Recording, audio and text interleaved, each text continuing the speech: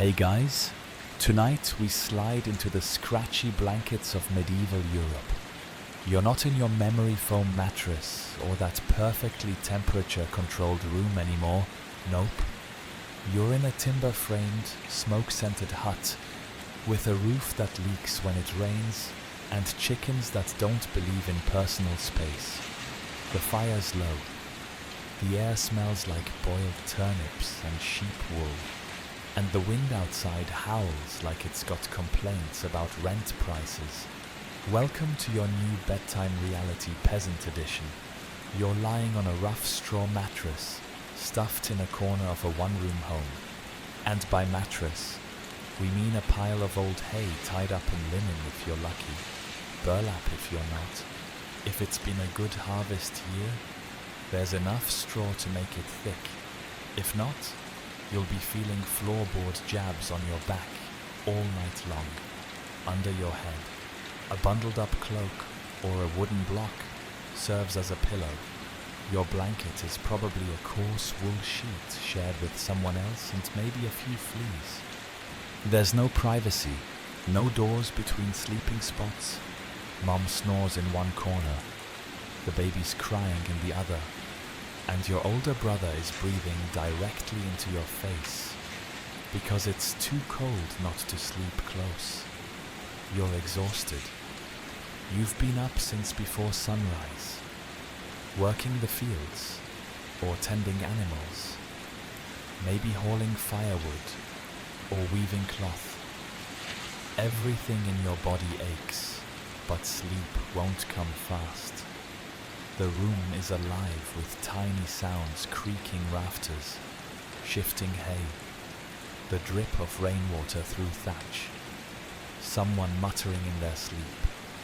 You adjust your position for the 5th time, and each movement sounds like crunching cereal. You swear a mouse just ran across your foot, but you're too tired to care. Oh, and don't forget the bedroom also doubles as the kitchen and the animal shed. Yes, you're sharing space with a goat who smells like a damp rug and occasionally chews on your blanket. This may sound wildly unsanitary, but in your medieval life, this is just standard. In fact, the warmth from the goat is kind of nice in winter, weirdly cozy. Or maybe that's just survival instincts kicking in. So, before you get comfortable, take a moment to like the video and subscribe, but only if you genuinely enjoy what I do here. And while we're settling in, where are you listening from tonight? Drop your country and local time in the comments. It's always cool to know who's lying in bed across time zones with us. Now, dim the lights. Maybe turn on a fan for that soft background hum, and let's ease into tonight's journey together. The sun has set outside, but the glow from the hearth dances against the soot-darkened walls. No clocks, no electricity, just your body telling you it's time to sleep. This is pre-industrial fatigue, the pure, uncut kind, but sleep in the medieval world isn't simple. You don't just conk out for 8 hours. That's a modern invention. What you'll be doing soon is drifting into what historians call segmented sleep. You get a first sleep maybe from about 8 p.m. to midnight, and then you wake up, naturally. Everyone does. No alarms, no lights, just a sort of social understanding that sleep comes in halves. During this middle-of-the-night limbo, you might poke at the fire, say a prayer, sip a little ale, or whisper to someone else in the dark. Some folks even get up and do chores. Others meditate or interpret their dreams. This period was so normal. It had a name in some regions, the watch. And yes, the rooster may start getting ideas halfway through. Those guys don't always wait for dawn. And if you've never heard a rooster scream at 2 a.m., lucky you. It's like someone pulling the fire alarm in a barn. Now, contrast this with the lucky few that landed. The lordly, the soft-footed nobles. Their beds have curtains. You've never seen curtains before. Rich people sleep on feather-stuffed mattresses, under real linen sheets that don't itch or shed straw dust. Their bedrooms might be separate chambers, with tapestries and a fireplace, guarded by servants. Sounds comfy, but don't envy them too much. Those giant beds are drafty, and half the castle is colder than a snowman's handshake. Also, they're paranoid all the time. Poison, assassins, angry relatives. It's hard to sleep when betrayal might be hiding behind your headboard. Back to your life, you finally fall asleep, and for a while, it's bliss. Except when you turn your head and get a noseful of pickled cabbage breath from your neighbor, or when someone rolls over and knees you in the ribs, or when your little sister sleep kicks your shin like she's auditioning for medieval taekwondo. But hey, your body's used to it. Humans are incredibly adaptable, and sleep, however broken or uncomfortable, does come. Your dreams, probably strange and vivid. Historians still argue whether the intensity of medieval dreams came from nutritional deficiencies, religious guilt, or just sheer exhaustion. All we know is, people took dreams seriously. Like this boar in my dream means I should marry a baker kind of seriously. And just before the first light creeps back through the window, okay, the hole in the wall, you stir. First sleep has ended. Second sleep begins. One more nap before the sheep need feeding and the fire needs stoking. One more hour of warmth in this cold little corner of history. Enjoy it while it lasts. Tomorrow's another 14-hour shift in the dirt. You wake up, sort of. You're not fully alert, but you're definitely not asleep anymore. Welcome to the weirdest part of the medieval night, the gap between your two sleeps. No alarm clock buzzed, no candle flickered on. Your body just knew. And as your eyes adjust to the dim orange glow from the dying fire, you start to notice the little things. Someone is whispering nearby. The dog snores. A log in the hearth pops, and the whole room smells like warm ashes and damp wool. This isn't insomnia. This is normal. Everyone in your time understands that sleep comes in two halves, the first sleep and the second sleep. You get 4 hours, then a break, then 4 more if you're lucky. It's what your neighbors do. It's what the monks do. Even the king's physician might wake up, stretch, and go brew some dream-enhancing tea made of crushed lettuce seeds and poppies before heading back to bed. You sit up slowly.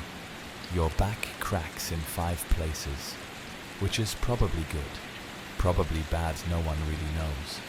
Your breath fogs in the cold. This is the watch, the in-between.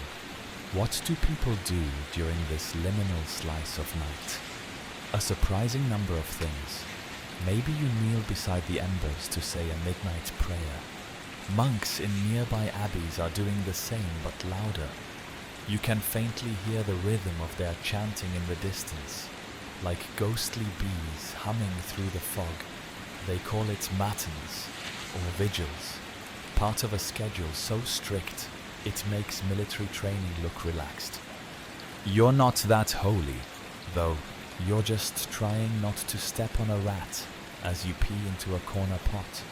Others might use this time for, let's say, marital diplomacy. Yes, this middle-of-the-night moment was actually thought to be ideal for intimacy. People were warm, half-rested, and not yet crushed by the thought of another workday. One 15th century text even suggests this was the most fruitful time for conception. Awkward. Yes. Historically verified. Also yes. Your great-great-great-grandparents may have been conceived between snoozes. You're welcome. Still, not everyone uses the time productively. Some folks stare at the wall. Some slip outside to tend animals or make sure the firewood hasn't walked off. Some talk to each other in quiet voices about dreams they just had, dreams filled with saints, devils, or, in your case, a talking pig that asked for a promotion. You'll ponder what that means later. Fringe historians love this period. They point out that people might have had their most honest thoughts in this strange sleepy gap. No distractions, no sun, just you, the dark, and your brain thinking in 12th century TikTok scroll mode. A few letters and court records mention night watch conversations, so raw they led to confessions, disputes, or even witchcraft accusations. Apparently, some pillow talk in 1314 got a woman burned at the stake. Historians still argue whether these middle night hours encouraged clarity or just hallucinations from bad bread and moldy cheese. Eventually, you feel the pull of the second sleep. You're still tired. The fire has burned low, and the dog has taken over your spot. Typical. You shove him gently aside and lie back down into your dented straw divot. It's darker now. The moon might have moved, casting different shadows on the wall, or maybe that's your imagination. You drift again. The second sleep is deeper, less interrupted. It's colder now, and the weight of exhaustion from yesterday finally presses you down. This part of sleep is where real dreaming happens, not the twitchy, fragmented images from the first round. These are epic narratives, full technicolor visions of angels on ladders, spinning wheels of fire, or your neighbor turning into a talking turnip. These aren't just dreams, they're messages.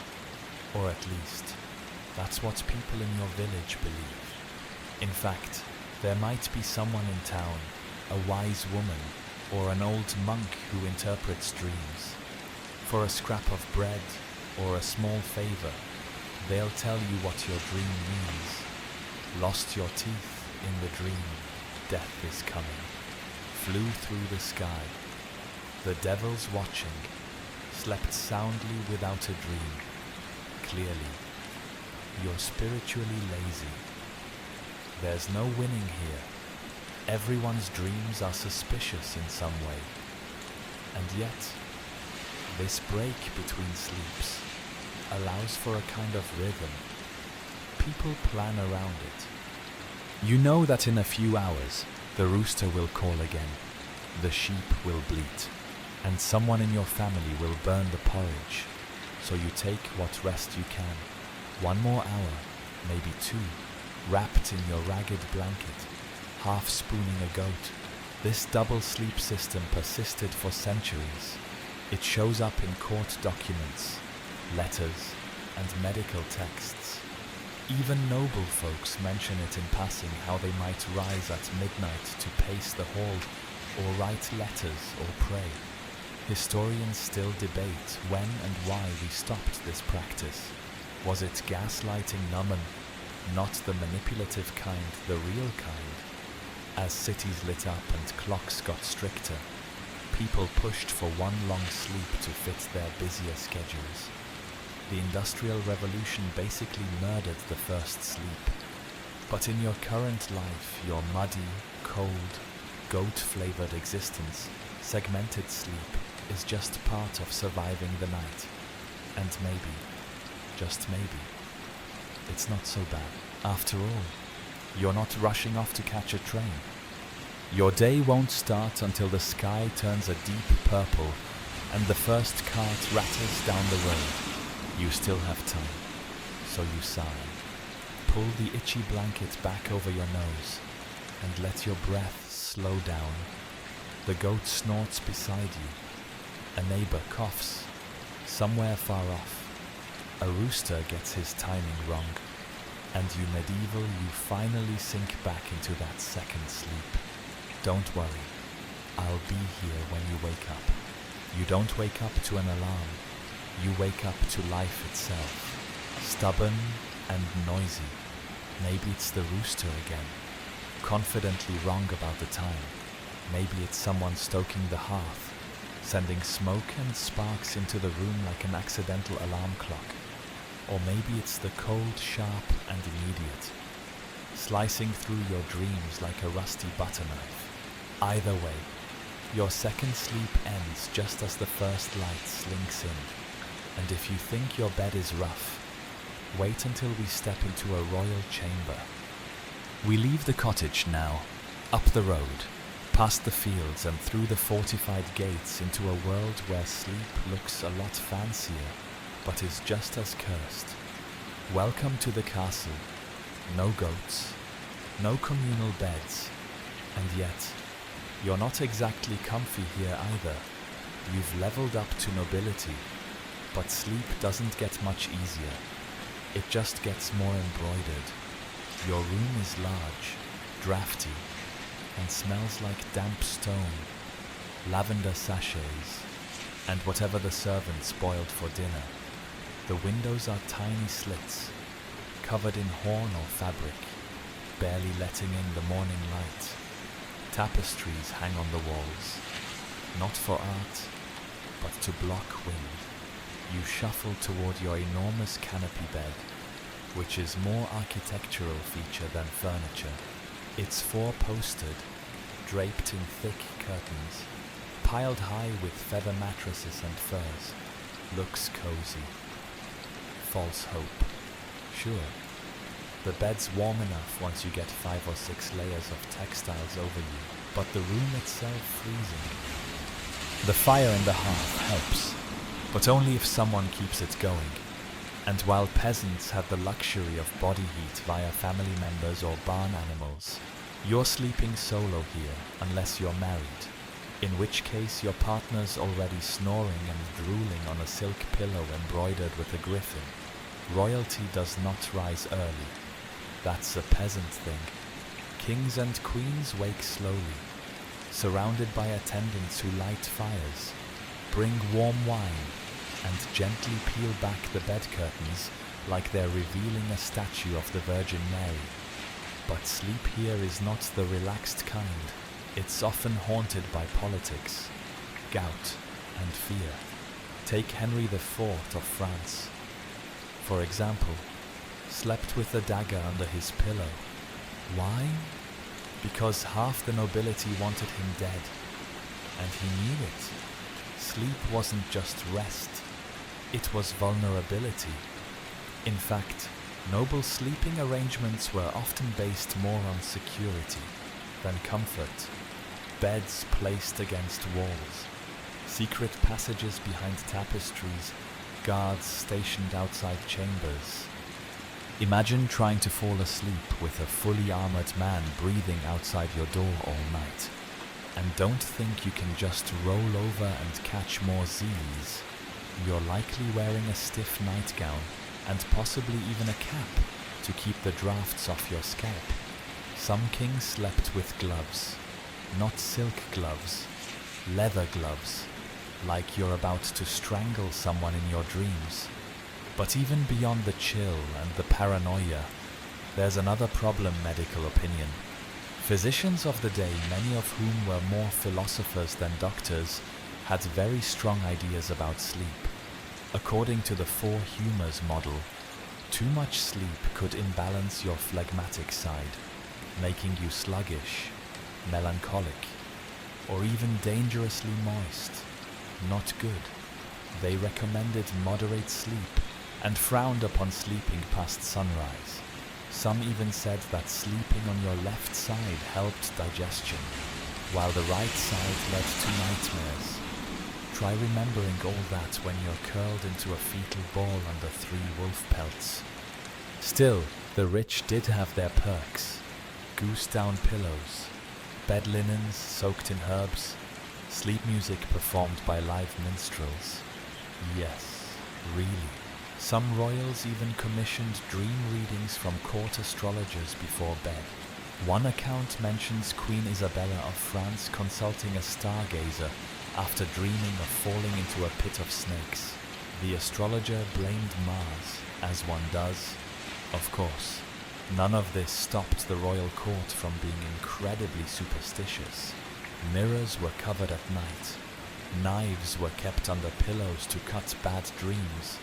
Certain kings only slept facing east, toward Jerusalem, because apparently that made your soul lighter. Historians still argue whether these rituals were personal quirks or widely shared beliefs. But one thing's certain, royal sleep was weird and fragile. Remember, kings and queens didn't rule alone. Their sleep was surrounded by advisors, servants, spies, jealous siblings, ambitious heirs, and sickly cousins with mysterious claims to the throne. It wasn't just bedtime, it was an intermission in a political play that never stopped. You roll over in your mountain of velvet, your crown somewhere on the nightstand, and try not to think about the poisoning rumor you heard at dinner. The tarts were fine. Right, meanwhile, back in peasant land, someone just dropped a chamber pot and woke up the entire house. Again, the divide between noble and peasant sleep isn't just about silk versus straw. It's about peace of mind, or the lack of it. Peasants sleep hard because they're exhausted. Kings sleep light because they're hunted. One fears wolves, the other fears betrayal. But don't feel too sorry for the crown. That goose feather mattress is pretty nice. And when insomnia hits, there's always warm wine, a waiting minstrel, or a servant to read you an allegorical tale about St. Augustine and the moral implications of excessive napping. You know, relaxing stuff. Eventually, noble or not, sleep pulls everyone back under. The castle quiets, the torches gutter, the wind dies down, and for a few hours, even kings dream of being just another sleeper in a world gone dark. The rooster is back. Of course he is. Loud, proud, and horribly off schedule. But it's time to rise, mostly because your hip has fallen asleep on that wooden floorboard under your straw mattress. You sit up slowly, brush hay out of your hair, and rub your shoulder, and your neck, and your lower back, because sleeping like a peasant in medieval Europe, not so much restful as it is survivable. Let's talk about pillows, or rather, your painful lack of one. If you're a peasant, you don't have access to a nice, fluffy place to rest your head. Pillows in your world are rare, expensive, and typically reserved for people who own more than 2 tunics. You, meanwhile, are lucky if you have a bundled up cloak or a folded piece of linen. Many folks just use their arm, which is charmingly rustic, until your hand goes numb and you wake up thinking you've been cursed by a sleep witch. Beds, too, are wildly inconsistent. Wealthy folks have wooden frames with mattresses filled with feathers or down, but you have straw. Old, often damp straw, tied up in a sack or spread out on a low pallet, and when the straw breaks down, which it does frequently, it turns into a dusty mess of pokey stems, sneaky bugs, and moldy fluff. You might freshen it by airing it out if it's not raining for the 7th day in a row. Your blanket isn't much help either. It's wool, itchy, smells like it was stored in a barn because it probably was, and may or may not have tiny bite marks from last year's rats, but you cling to it because nights are cold. Firewood is expensive, and hypothermia is very real. You shift in bed again. Your blanket slides off. You pull it back up, elbowing your brother in the face in the process. He grunts but doesn't wake. Medieval siblings are like bricks when they sleep heavy, silent, and in the way, as morning light leaks through the cracks in your wooden shutters, assuming you're rich enough to even have shutters, you hear the stirrings of life. Someone's stoking the fire. A baby is crying. A chicken has somehow wandered indoors again. Confused but determined. This isn't just your bedroom. It's the dining room, the living room, and the occasional emergency chicken coop. And everyone's in it. Families don't have separate sleeping spaces. Parents, kids, grandparents, maybe a visiting cousin or two, they all sleep in the same room, sometimes the same bed. Privacy is a myth, and boundaries are for castles. In this crowded space, you learn to adapt. You sleep on your side to take up less room. You curl your legs so you don't kick someone in the shin. You figure out that if your foot touches something squishy, it's probably the cat or someone's face. Flip a coin, and it's not just the bedding that's the problem. It's everything. The sounds, the smells, the sheer density of life around you. Sleeping with 10 people and 2 goats in a 15 by 15 foot room isn't peaceful. It's logistical chaos. You wake up when they do. You lie awake when someone sneezes. And you cover your head when someone gets up to pee in the chamber pot, which sits suspiciously close to your feet. Still, medieval folks managed. They got used to the noise, the smells, the elbow wars. They were tired enough to sleep through just about anything, and they had lower expectations. No one was out here talking about REM cycles or optimal mattress firmness. If you woke up and nothing was visibly bleeding, it was a win. One fun fringe fact in some areas: people actually named their straw mattresses. Not out of affection, more out of habit. You might hear someone say, well, time to return to old Itchy, or hope Prickly's feeling soft tonight. Honestly, once you've been sleeping on the same pile of hay for 6 months, naming it just feels polite. Historians still argue whether people found this communal sleeping comforting or oppressive. Some suggest it created stronger familial bonds. Others say it was stressful and led to conflict. One account from a 14th century diary describes an argument that started because someone claimed too much straw space and did snore grievously. Relatable. And let's not forget the actual bed construction when there is one. If you're lucky enough to have a wooden frame, it's often just a simple platform held together with wooden pegs and sheer hope. Some beds had ropes strung across the frame to support the mattress. These ropes would stretch and sag over time, requiring tightening. This is likely the origin of the phrase sleep tight. And yes, if the ropes weren't tight enough, you'd fall into the middle of the bed like a sad sandwich. Even in wealthier homes, furniture was sparse. A bed might be the only piece in the room besides a chest and a bench, and when you die, that bed might get passed down in a will. It's that valuable. In some regions, married couples' beds were part of legal contracts. If someone bailed on a marriage, they might have to give up the feather bed in the settlement. Nothing says heartbreak like losing the good pillow. So here you are, sitting on your edge of the straw, scratching a few flea bites, blinking in the dusty morning light, and wondering how many hours you actually slept. Doesn't matter. The animals need feeding, the fire needs tending, and your blanket still smells like goat. But for all its flaws, your bed is home.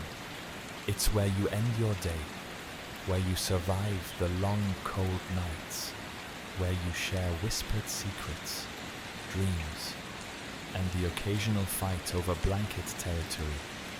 Just don't expect to wake up rested. That's a modern fantasy. You think you've made it through the worst part of the night until the noise starts? Not the rooster. He's just the opening act. No, this is the full orchestra of medieval bedtime chaos, coughing, muttering, shuffling, scratching, snoring. Oh, the snoring. Deep, raspy, nasal, musical in the worst way. It's like someone sawed a log, then decided to snore through the splinters. Your uncle sounds like a dying walrus. The baby makes tiny squeaking gasps between snoozes. The neighbor's kid grinds his teeth loud enough to be heard through the wall, or rather, the thin plank that barely separates your house from theirs. You put your hands over your ears. Doesn't help.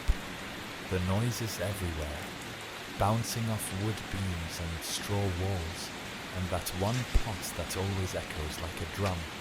But sound isn't your only enemy tonight. Let's talk about lice.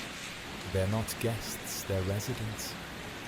These tiny, miserable creatures live in your bedding, your hair, your clothes. You scratch your neck.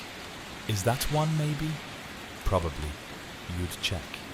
But it's dark and your hands are already numb from sleeping on them. Everyone in town has lice. You can try washing, but medieval soap is basically sand mixed with pig fat, and warm water is a luxury. Plus, if you live near a stream, odds are someone upstream just dumped their chamber pot in it. So maybe don't. You try to ignore it. You scratch again. Now your sister's scratching too. It's contagious, but not in a disease way. In a psychological way. Once one person itches, everyone joins in like a sleep-deprived chorus of discomfort. By the time the scratching subsides, someone has kicked the firewood pile, and the dog is growling at shadows. Then there's the night soil. You know what that means. The chamber pot. It's the sloshing ceramic bowl of doom in the corner of the room, and it's full. No one wants to empty it in the dark, but someone must. The longer it sits, the worse it gets. And if it tips, you're all waking up to a very aromatic disaster. If you're lucky, you get to sleep through the worst of it. But sometimes you wake up to the unmistakable sound of someone tripping over it in the dark. Splash, scream, swearing in medieval terms. Blanket sacrifice. No one sleeps after that. Not that night. Fire is another restless player in this nightly horror show. You depend on it for warmth, for light, for comfort, but you also fear it. That hearth fire, it might burn low and leave you freezing, or it might catch the straw walls and burn the whole cottage down. There's no fire department, no emergency line to call. If the house goes up, your only hope is a bucket chain and a lot of yelling. So someone always has to keep watch. Maybe your brother takes first shift, sitting by the embers, poking the coals, tossing in scraps of kindling. He grumbles about it, but secretly he enjoys the quiet. Sort of. At least until the dog farts and ruins everything. Meanwhile, you lie there with your blanket pulled up to your chin, staring into the shadows. Are you going to sleep? Probably not. You're going to try, but there's a new creak now. A noise near the roof. You hope it's a bird. You hope it's not a rat. And you really hope it's not another squirrel trying to steal the last of the bread you stashed under your pillow. You're not even mad about the theft anymore. You just don't want crumbs in your hair. Some people kept charms under their pillows to ward off nightmares. Maybe a carved wooden cross. A small pouch of lavender if they could afford it. Even dried herbs like valerian or rosemary stitched into little sachets. Not because they smelled nice though they did, but because they were thought to keep out evil spirits. You remember that story your grandmother told? If you sleep with rosemary under your pillow, no demon can sit on your chest and steal your breath. You believed it once. Maybe you still do. It doesn't matter. Tonight you've got a bit of dried moss and a pebble from the stream. Not magical, but comforting in its own weird way. Historians still argue whether people were actually more superstitious then, or if they were just more vocal about it. When you don't understand what causes dreams, diseases, or insomnia, it's easier to blame goblins than gluten. One 14th century housewife claimed her husband's snoring was a sign of possession. The priest just said he was fat and tired. You lie still, listening, counting heartbeats, waiting for the noises to fade.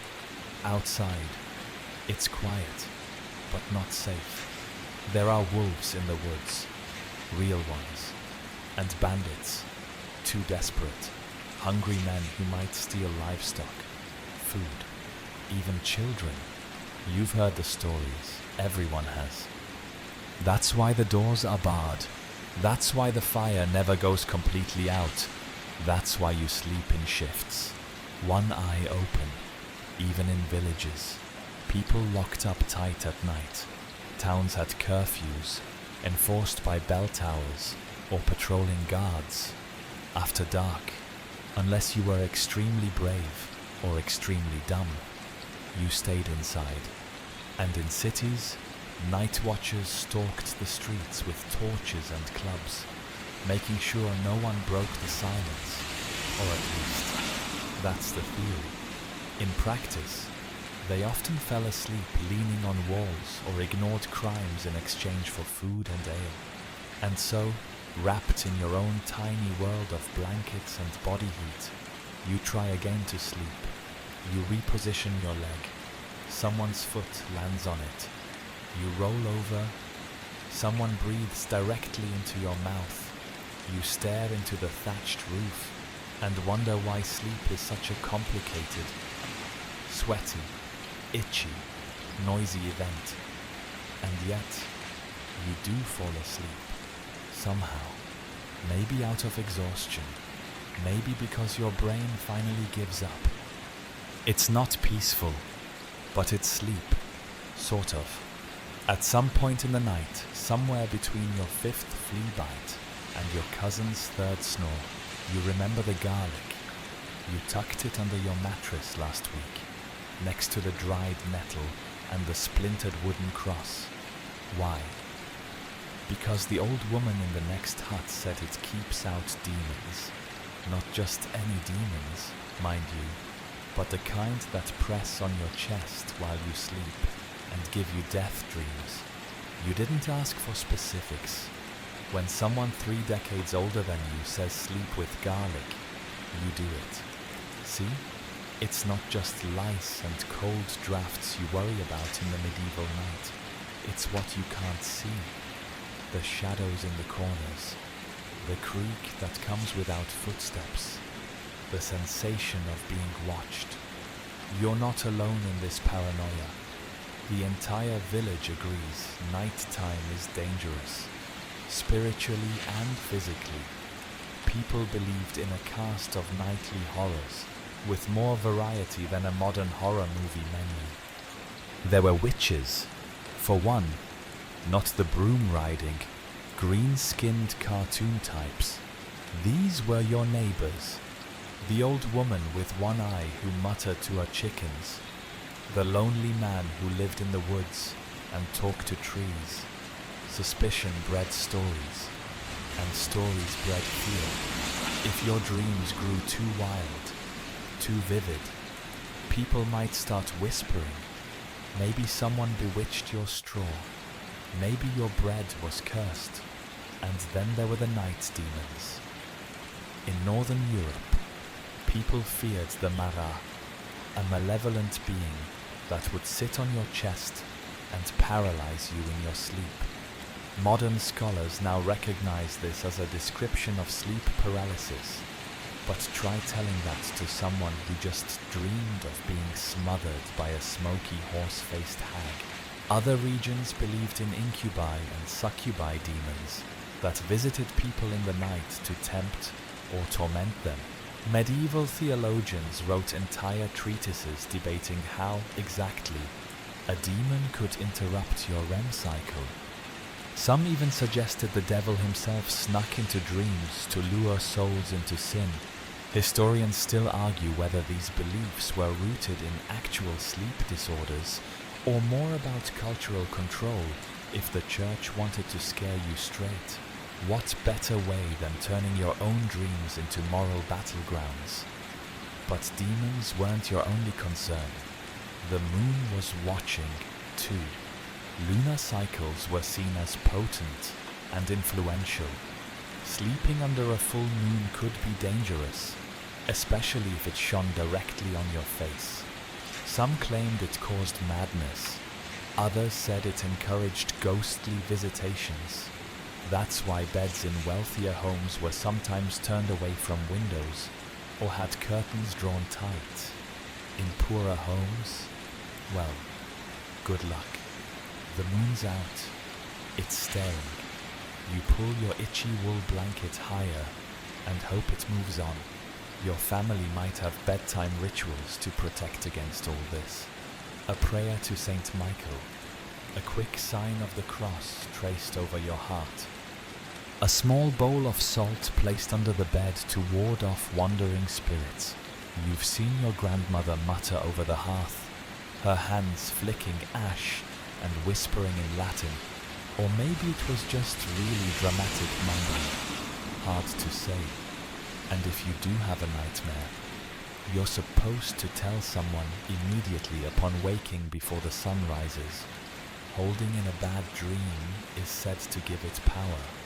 Let it settle into your soul like mildew. So when you bolt awake at 2 a.m., sweaty and certain that your goat just spoke in Latin, you whisper it to your mother. She nods solemnly and mutters about too much barley at dinner. Of course, not everyone treats dreams as evil. Some people believe they're messages, prophecies, guides. If you dream of water, it might mean change. If you dream of fire, it could be illness. If you dream of pigs, well, that one's still under debate. There's always someone in the village who interprets dreams. Sometimes a monk, sometimes a midwife with more opinions than teeth. You once heard her say, if you dream of climbing a ladder, it means ambition or possibly constipation. Not exactly helpful, but oddly memorable. But not all stories are just stories.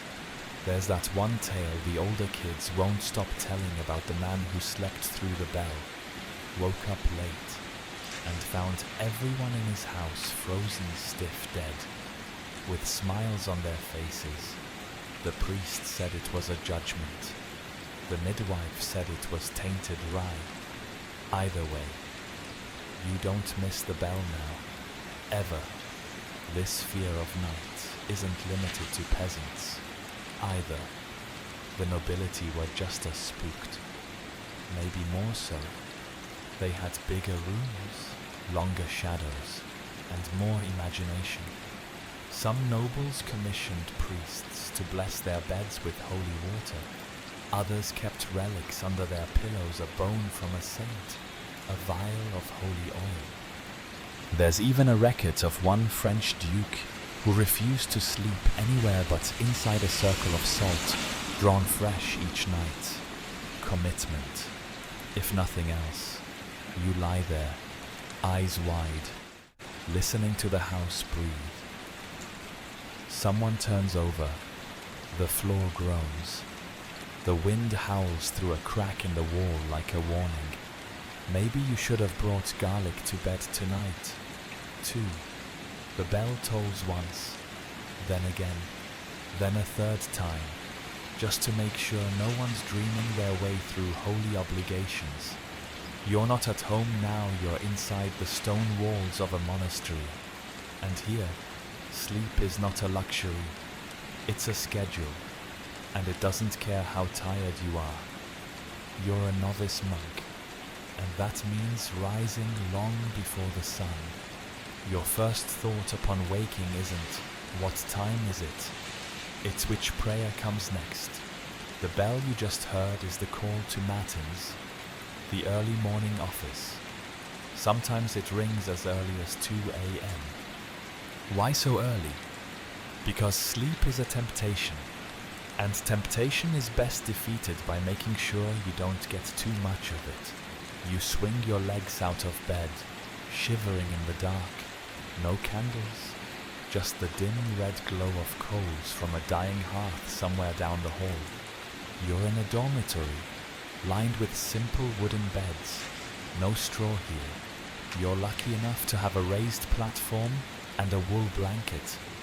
But don't get too cozy. Monastic rules forbid excess comfort. Sleep on your side. Don't toss. No talking. Definitely no dreaming about girls or wine or anything involving joy. You slip on your robe and walk barefoot down the cold stone corridor, joining a line of silent, equally miserable shapes moving like ghosts toward the chapel. The only sound is the shuffle of feet and the occasional cough echoing off the damp walls. No one talks. You're all too sleepy to sing. Once inside the chapel, the service begins. Chanting, low, rhythmic, hypnotic. You know the words by heart, but your brain still wants to sleep. You stand, you kneel, you sit, you chant, all while trying not to close your eyes for more than 2 seconds at a time. One monk did, last week, and he face planted onto the floor. No one laughed, at least, not loudly. This is your first interruption of the night. There will be more. Monastic life is governed by the rule of Saint Benedict, which outlines when to pray, when to work, when to eat, and very sparingly when to sleep. According to the rule, monks should sleep together in one place, fully clothed, with lights on if necessary to discourage temptations. Privacy. Not a chance. Comfort. Only if it helps you serve God better, which it doesn't. You might get 4 hours of rest before matins, then another 1 or 2 hours afterward. Total sleep. Maybe 6 hours on a good day. Less if there's a feast day, or a storm, or someone accidentally spills the candle oil again, and you spend half the night cleaning it up, while the abbot reminds you to accept suffering with grace. Thanks, abbot. But here's the wild thing, some monks don't complain. They believe this fragmented sleep schedule draws them closer to the divine. That waking in the dark to pray is a sacred rhythm, a kind of spiritual jet lag that keeps the soul humble. Historians still debate whether this devotion was effective or just exhausting.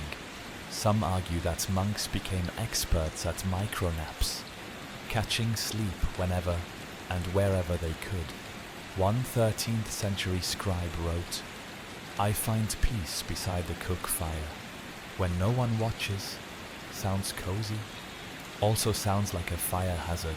And while monks weren't supposed to dream of anything but saints and scripture, let's be honest, brains do what they want, especially sleep-deprived brains. You've had dreams of flying, of running through wheat fields, of chasing a talking donkey who speaks only in psalms. You haven't told anyone. You probably won't. Between services, some monks try to rest, but rest isn't always peaceful.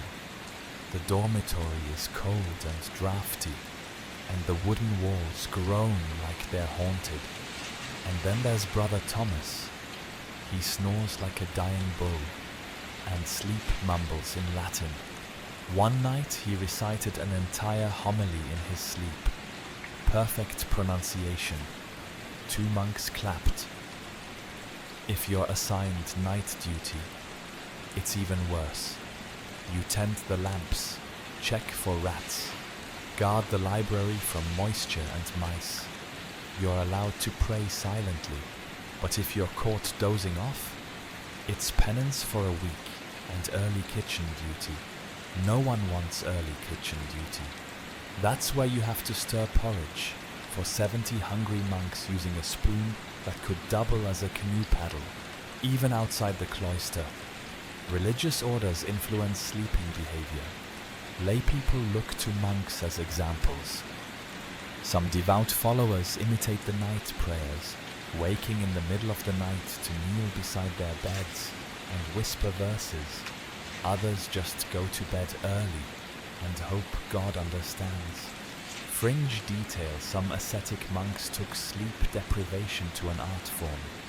They'd sleep standing up, or curled in corners, or with a rope tied around their waist and attached to a post so they couldn't lie down fully. Why? To fight temptation, to test faith, to make sure they didn't accidentally sin in their dreams. Because apparently, dream sin was a real concern. A very serious monk once confessed to dreaming of cheese, and then fasted for 3 days in penance. The cheese was unrepentant. And then there are the saints. Stories abound of saints who never slept, or only slept an hour a night, or slept on beds made of thorns. Saint Catherine of Siena is said to have trained herself to live on almost no sleep at all. Whether this was devotion or delirium, historians still argue. But their sleepless feats inspired centuries of religious insomniacs determined to pray more, sleep less, and try not to collapse during matins. Back in your real-time monastic life, the service is ending, the bell rings again, and you shuffle back to your dormitory. Another hour or 2 of rest before sunrise. You lie down, pull your thin blanket up, and close your eyes. The floor is cold. Brother Thomas is already snoring, but for now, just now, your soul is quiet, and sleep returns, not because you deserve it, because you've earned it. You're on the road now. Your feet are sore, your pack is too heavy, and your shoes gave up 5 miles ago. You're a pilgrim, trudging across the dirt-churned landscape of medieval Europe towards some distant shrine you can barely pronounce. The holy site promises blessings, miracles, maybe even a cure for your uncle's mysterious foot condition. But tonight, you just want a place to sleep that doesn't smell like boiled onions and regret. It's sunset, and the horizon is bleeding gold. You find a roadside inn, if you can call it that. It's more of a shed with ambition. There's a sign swinging over the door, shaped like a barrel and creaking with each breeze. Inside, the air is thick with wood smoke, sweat, and something that might have once been cabbage. You blink through the gloom and approach the innkeeper, who eyes your dusty robes and mutters something about coin first, fleas later. You pay? That was your first mistake, because tonight you're sleeping in a medieval inn, and it's not the cozy, roaring fire and ale fantasy you've been sold. It's a chaotic bundle of strangers, all crammed into one room, sometimes one bed. You're lucky if you're not sharing it with a butcher from Bruges, who talks in his sleep and smells like he marinated in liver. Beds are rented by the space, not the person. If you pay for a half bed, you're sharing. If you pay for a quarter bed, may God have mercy on your spine. Some inns offer only floor space. Bring your own straw. Curl up like a salted pretzel, and hope no one steps on your face during a midnight bathroom trip. You wedge yourself between two snoring pilgrims, one clutching a string of beads, the other holding a sack of something that's definitely just moved. You tell yourself it's a chicken. It's better that way. The room is loud voices murmuring, dice clattering, a bard in the corner softly plucking at a lute that's missing two strings. Someone's arguing in French. Someone else is praying in Latin. A drunk guy near the door is telling anyone who'll listen that he once wrestled a bishop. No one believes him, but they let him talk. And that's just inside. Outside. The roads aren't safe. Bandits, thieves, wolves take your pick. Inns are supposed to be sanctuaries, but every guest knows the locks are mostly decorative. You sleep with your boots on, your pouch hidden, and your knife tucked under your thigh, not for show, for survival. You drift in and out of sleep. Your straw pillow smells like fish. The man beside you wheezes in rhythm like an asthmatic accordion. You wake up halfway through the night when someone rolls over and plants a foot directly on your neck. You let it happen. You're too tired to fight. By now, you've lost all sense of shame. Everyone here is just trying to sleep safely. Some pull their cloaks over their heads like tents. Others mumble through rosaries, hoping to keep nightmares or pickpockets away. A woman 2 beds over is snoring so loud the thatch roof trembles. Someone passes gas, and a few guests groan in protest, but no one moves. It's just normal. One weird detail: some inns offer charms.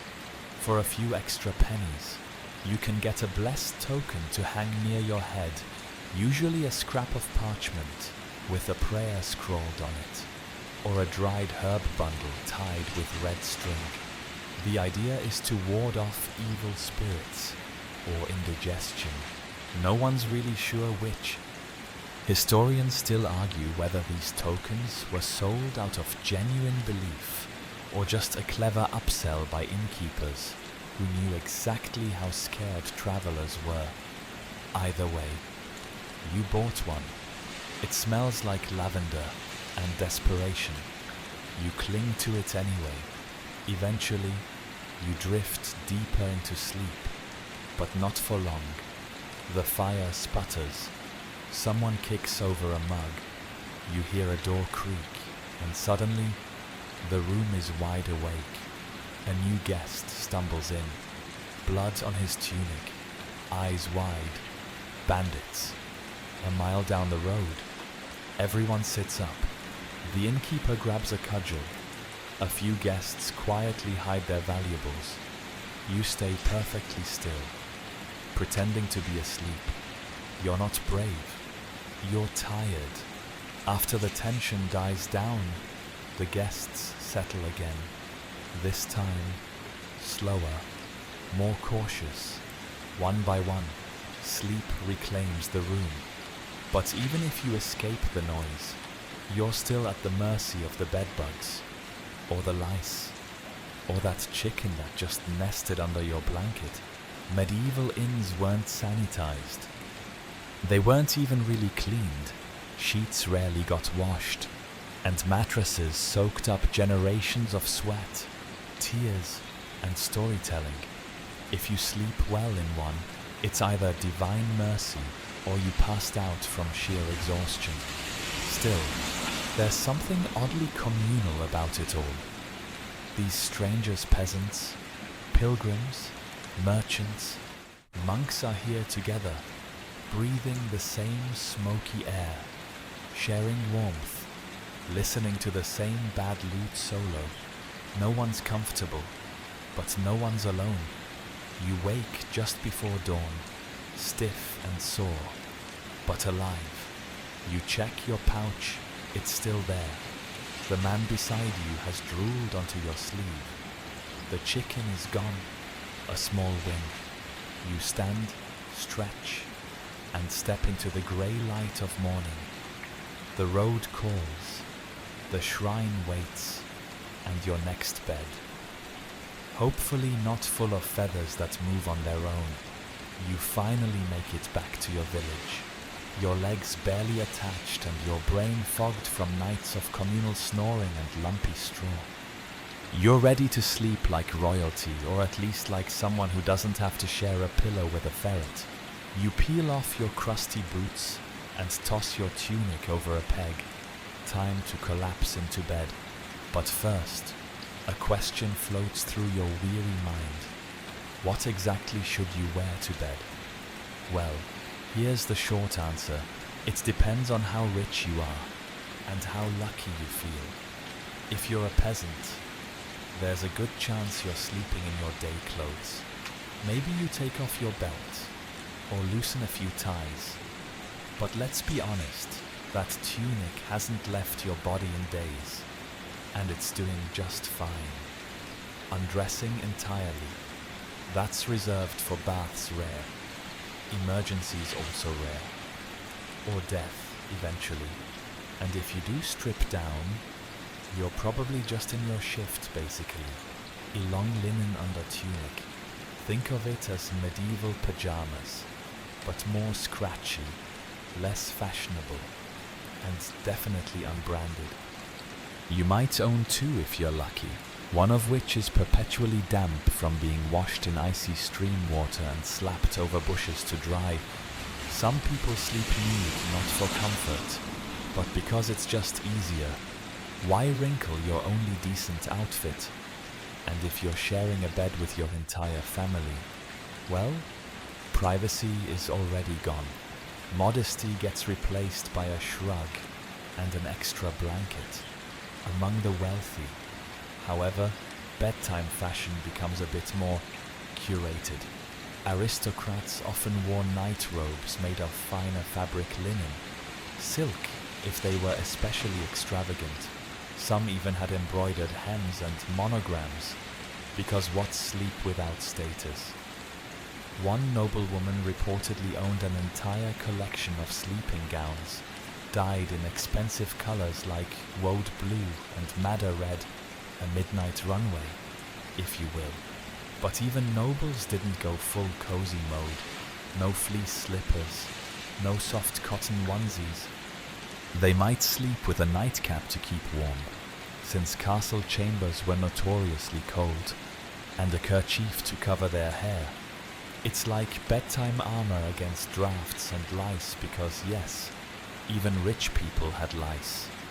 Fringe fact: in some places, it was considered immoral to sleep naked. Church sermons occasionally warned that demons found naked sleepers easier to tempt. Something about skin being a beacon for sin.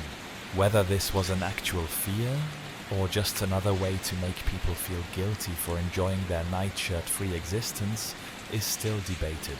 But on the other hand, sleeping in too many layers came with its own warnings. Physicians in the 14th century insisted that sleeping in heavy clothes could trap bad humors in the body and lead to all manner of diseases, from melancholy to digestive collapse. One medieval health manual suggests wearing only what is decent and breathable to bed. Honestly, not terrible advice. So here you are now, back in your hay-filled nest, deciding between sleeping in your road-weary tunic or risking a cold backside under your single coarse blanket. You opt for a compromise shift, socks, and a wool hood that smells vaguely of onions. Fashionable, no. Functional, sort of. As you curl up, you think about how strange it is that there are no rules. Everyone sleeps differently. Some in full dress, some bare as the day they were born, some curled into straw piles, some on feather mattresses behind velvet curtains. There's no one medieval right way to do it. That said, you've picked up a few unwritten rules along the way. Rule 1, if you're sharing a bed. Always sleep facing the same direction as the other person unless you want to accidentally kiss your cousin on the nose. Not recommended. Rule 2, don't hog the blanket. It's probably one of only two in the entire house, and if you take more than your share, someone will retaliate with cold feet against your back at 3 a.m. Rule 3: if someone smells worse than you, say nothing. This is not the time for heroics. Hold your breath. Think about herbs. Pretend you're in a field of violets. And rule 4: don't ask too many questions about what's living in the mattress. You won't like the answers. Historians still argue whether bedtime in medieval Europe was communal bonding or shared misery. The truth, as usual, is probably both. When your whole family or sometimes strangers shares the same space, the lines between comfort and chaos blur quickly. One Flemish document even records a legal complaint from a traveller who was bitten by another guest in his sleep. No explanation given, no refund, either. Still, despite the discomfort, medieval sleepers found rhythm in the routine. Whether curled up in the corner of a peasant hovel or spread across brocade sheets in a manor house, people slept as they lived simply, with grit, occasionally snoring into each other's hair. You pull your hood lower, nestle into the straw, and whisper a quick prayer that the rat you heard earlier found a different house. You're too tired to care what you look like, or how you smell. You're warm, mostly. You're fed, barely. And for now, that's enough. You dream of geese, not graceful, flying over the lake kind of geese. These geese have teeth.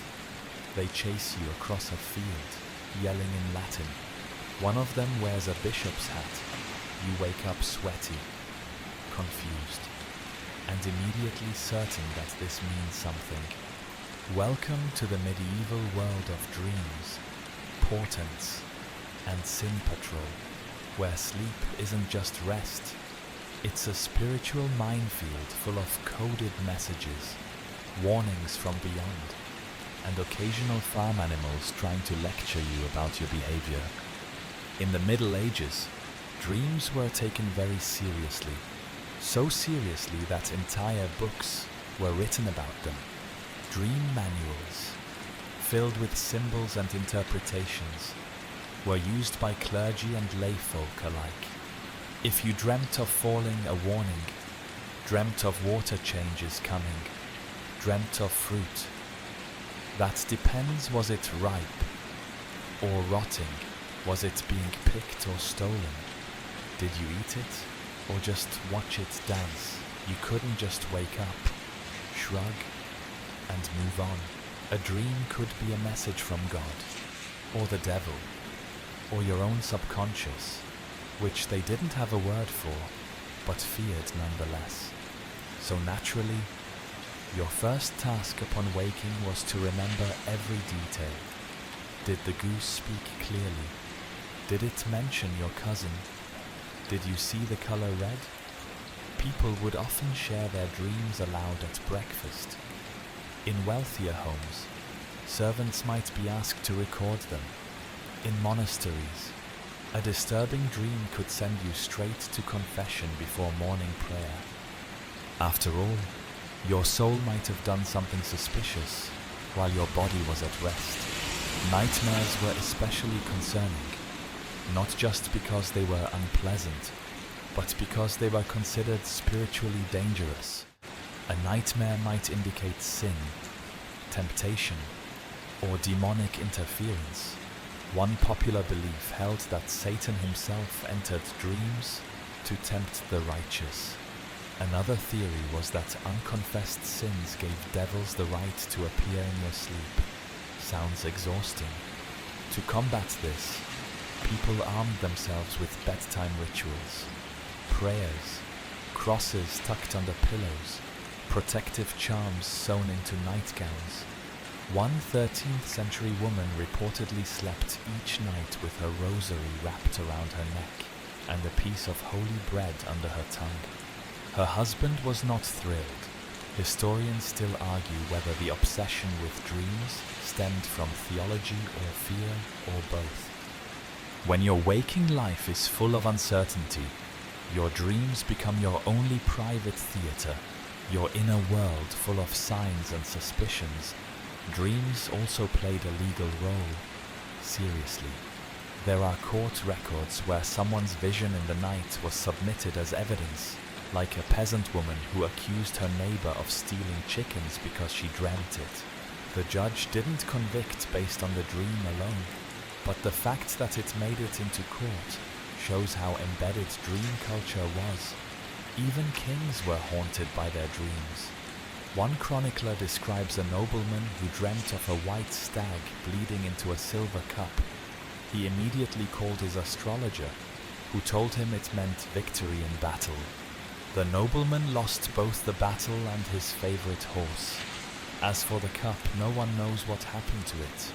Your own dream, the goose bishop, one might be chalked up to last night's dinner. Medieval medical texts often warned against eating certain foods too late in the day, especially cheese, beans, and anything damp, a strangely common medieval adjective. The theory was that indigestible food created mental vapors, which floated to the brain and formed disturbing dreams. Want to dream of angels eat lettuce. Want to avoid night terrors. No onions after sunset.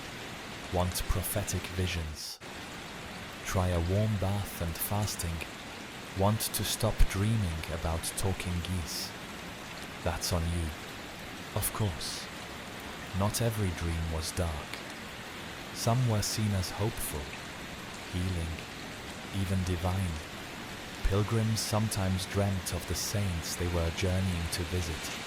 Pregnant women might dream of peaceful animals as a good omen. A shoemaker in one town dreamt of building a cathedral and convinced his guild to fund it. Did it work out? No. But still, there were also dream interpreters, semi-professional ones who traveled from village to village offering their services. For a few pennies, they'd tell you whether your dream meant wealth, war, or wet weather. Some were scam artists. Some genuinely believed their gift. One even made it to court, where he told a bishop his recurring dream about drowning meant he had too much pride. The bishop sent him home, naked. People didn't take criticism lightly. And then there's the ultimate fear, the dream as premonition. If someone dreamt of death, especially their own, it was taken seriously. People might rewrite their wills, confess hidden sins, give away their best goat, all because they saw themselves in a coffin with a raven on the lid. One man in Milan dreamt his wife vanished into smoke, and the next day she left him for his cousin. So, not wrong. You lie there now, blinking at the dim ceiling, trying to decide if your goose bishop was divine or just bizarre. Was it a warning, a prophecy, or just a side effect of too much turnip stew? You may never know. But you do know this in the medieval mind. Sleep was never neutral. It was a journey, a message, a risk. Your dreams might elevate you or condemn you. So maybe tonight, skip the onions, say an extra prayer, and tuck your rosary somewhere safe. Because when you sleep in this world, you're never truly alone.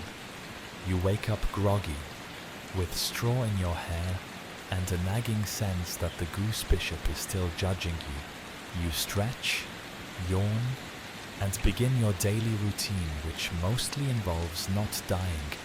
But before you so much as take a step toward your day's labor, your grandmother gives you the side-eye and mutters, "You're sleeping too much.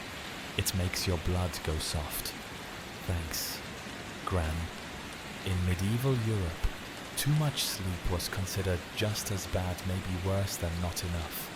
You weren't supposed to be chasing 8-hour nights and leisurely naps. You were supposed to rise with the sun, Work until you couldn't see your hands, and collapse when your body gave out. That was the noble path. And if you slept in, you might be lazy, or sick, or possessed, possibly all three. Doctors, well, physicians, who at the time were equal parts philosopher and vibe checker, had strong opinions about sleep. Drawing on the four humours theory, they believed the body was filled with black bile, yellow bile, phlegm, and blood. Balance these, and you'd be healthy. Unbalance them, and well, you might develop a condition where your nose turns purple and you forget Latin. Sleep, they said, was wet and cold, a phlegmatic condition. It cooled the body, calmed the heart, and let your organs process food. But overdo it, your humours stagnated, your blood thickened, your mind dulled, and worst of all, your body became prone to melancholy, that catch-all medieval diagnosis that covered everything from depression to just a bit gloomy today. So you were encouraged to sleep, sure, but not too much, especially not during the day. Daytime napping, unless you were elderly or ill, was considered suspicious. Idle hands. After all, a peasant who napped might be seen as shirking labour. A noble who napped too long could be accused of gluttony or sloth, 2 of the 7 deadly sins. That's right, your nap could send you straight to confession. One fringe belief even warned that too much sleep made your soul wander, as in, it drifted too far from your body and might not come back fully. People feared deep sleepers for this reason. If you slept too soundly, it meant you had no control over your soul. Historians still argue whether this was literal belief or metaphorical caution, but the effect was real. People feared the line between rest and spiritual risk, and yet people still tried to hack sleep, medieval style. Physicians recommended lying on your right side to avoid compressing your liver. Left side sleeping was associated with heart pressure and strange dreams. Sleeping on your back, a direct invitation to demonic visitation. On your stomach, a sign of moral weakness and digestive failure. You could actually be judged by how you napped. Some doctors advised eating warm, soft food before bed, no beans, no garlic, and absolutely no onions. Too spicy, too wet. You needed balance. A 14th century English guide recommended a glass of light wine, heated, with sugar and ground coral. Yes, coral to promote smooth dreams. A more affordable version used warmed goat's milk and a pinch of crushed fennel. Whether it helped unclear, whether it made you burp lavender in your sleep. Absolutely. For insomnia, people turned to herbs. Poppy, lettuce seed, henbane risky, valerian, and chamomile were all mixed into teas or pillows to encourage sleep. But beware, some of these were downright dangerous. A mismeasured dose of henbane could knock you out for days, or forever. Meanwhile, some monks and mystics viewed sleep as a spiritual enemy, and you know those saints who only slept 2 hours a night? They weren't just showing off, they were fighting sin. Sleep was considered a vulnerability, a place where impure thoughts and temptations crept in. Better to stay awake, pray more, deny the body, and if you did sleep, do it with intention short, disciplined, and never after sunrise. Even peasants, despite their back-breaking work, internalized some of these ideas. Sure, they were often too tired to argue with their bodies, but the guilt was there. Up with the sun, down with the devil, went one village proverb. You knew that if you slept too long, your neighbors would talk, your animals would get restless, and your chores would multiply. Of course, some folks ignored all this and slept as much as they could. Traveling performers, brewers, certain smiths who worked by commission, they might catch extra hours in the afternoon or sleep until mid-morning if no one was watching, but even they were cautious. Being known as a late riser wasn't good for your reputation. It suggested laziness, or madness, or possibly an unholy tryst with the moon. There's even a recorded case of a young man in Prague being accused of heresy because he claimed he received divine visions during sleep. The church interrogated him for weeks before deciding his dreams were just dreams. Still, he lost his job and his bed. You, meanwhile, are trying to survive the contradictions. You're exhausted. You want to rest. But Gran's glaring again, and you're starting to wonder if that second nap was, in fact, a slippery slope into sin. You stand up, stretch, feel your knees pop like tinder twigs. Back to work. But you'll remember this the next time someone tells you medieval people just went to bed early and woke up with the sun. It wasn't that simple. Sleep was a moral decision, a medical mystery, and a religious tightrope. And somehow you're expected to walk it all with a flea-bitten wool blanket and a prayer. The bed is warm, too warm. Someone's breath is on your neck. Someone else's foot is under your hip. You shift carefully, trying not to wake the baby or step in the bowl of oats someone left too close to the straw mattress. Welcome to another night in a shared medieval bed, where personal space is a fantasy, and sleeping solo is either a punishment or a luxury you'll never afford. Let's be clear in medieval Europe. Privacy is a modern invention. Most people sleep together. Family, friends, servants, travelers, you name it. If there's room, they're in. If there's no room, they're still in. There's no stigma. There's no awkwardness.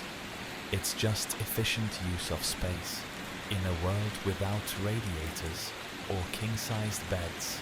Tonight, you're sharing your straw-stuffed mattress with your older brother, your cousin visiting from 3 towns over, and a neighbor who just needed a place to crash for the night. You try to lie still, arms tucked in like a sleeping squirrel, but it's no use.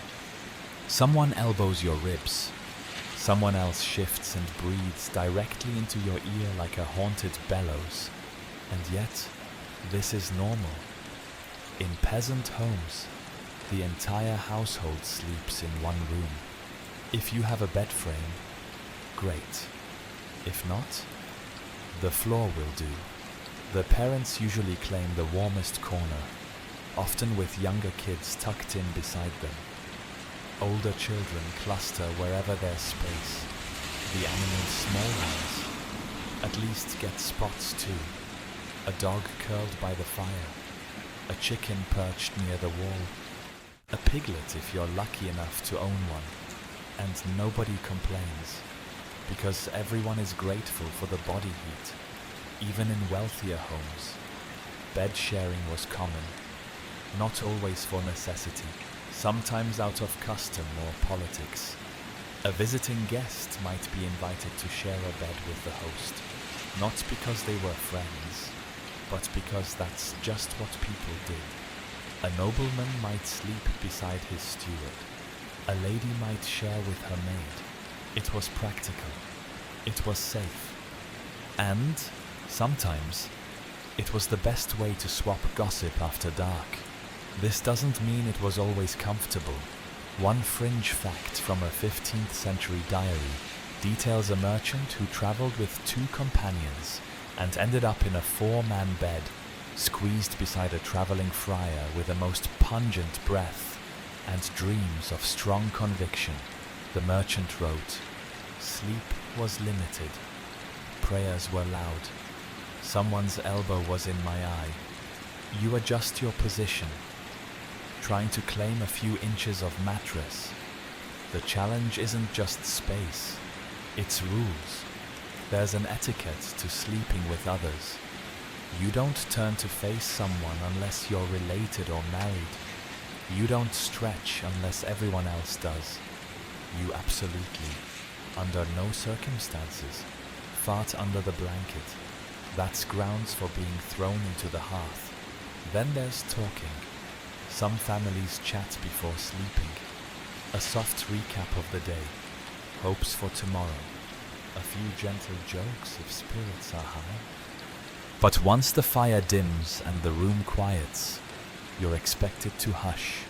Any late-night whispering will be met with a tired groan and a boot gently nudged in your direction. You might think the intimacy would breed tension, and you'd be right, sometimes it did. One record from an English manor mentions a fight that broke out when two cousins argued over who got the warmest side of the bed. The fight escalated, someone got bitten, and the local priest had to mediate.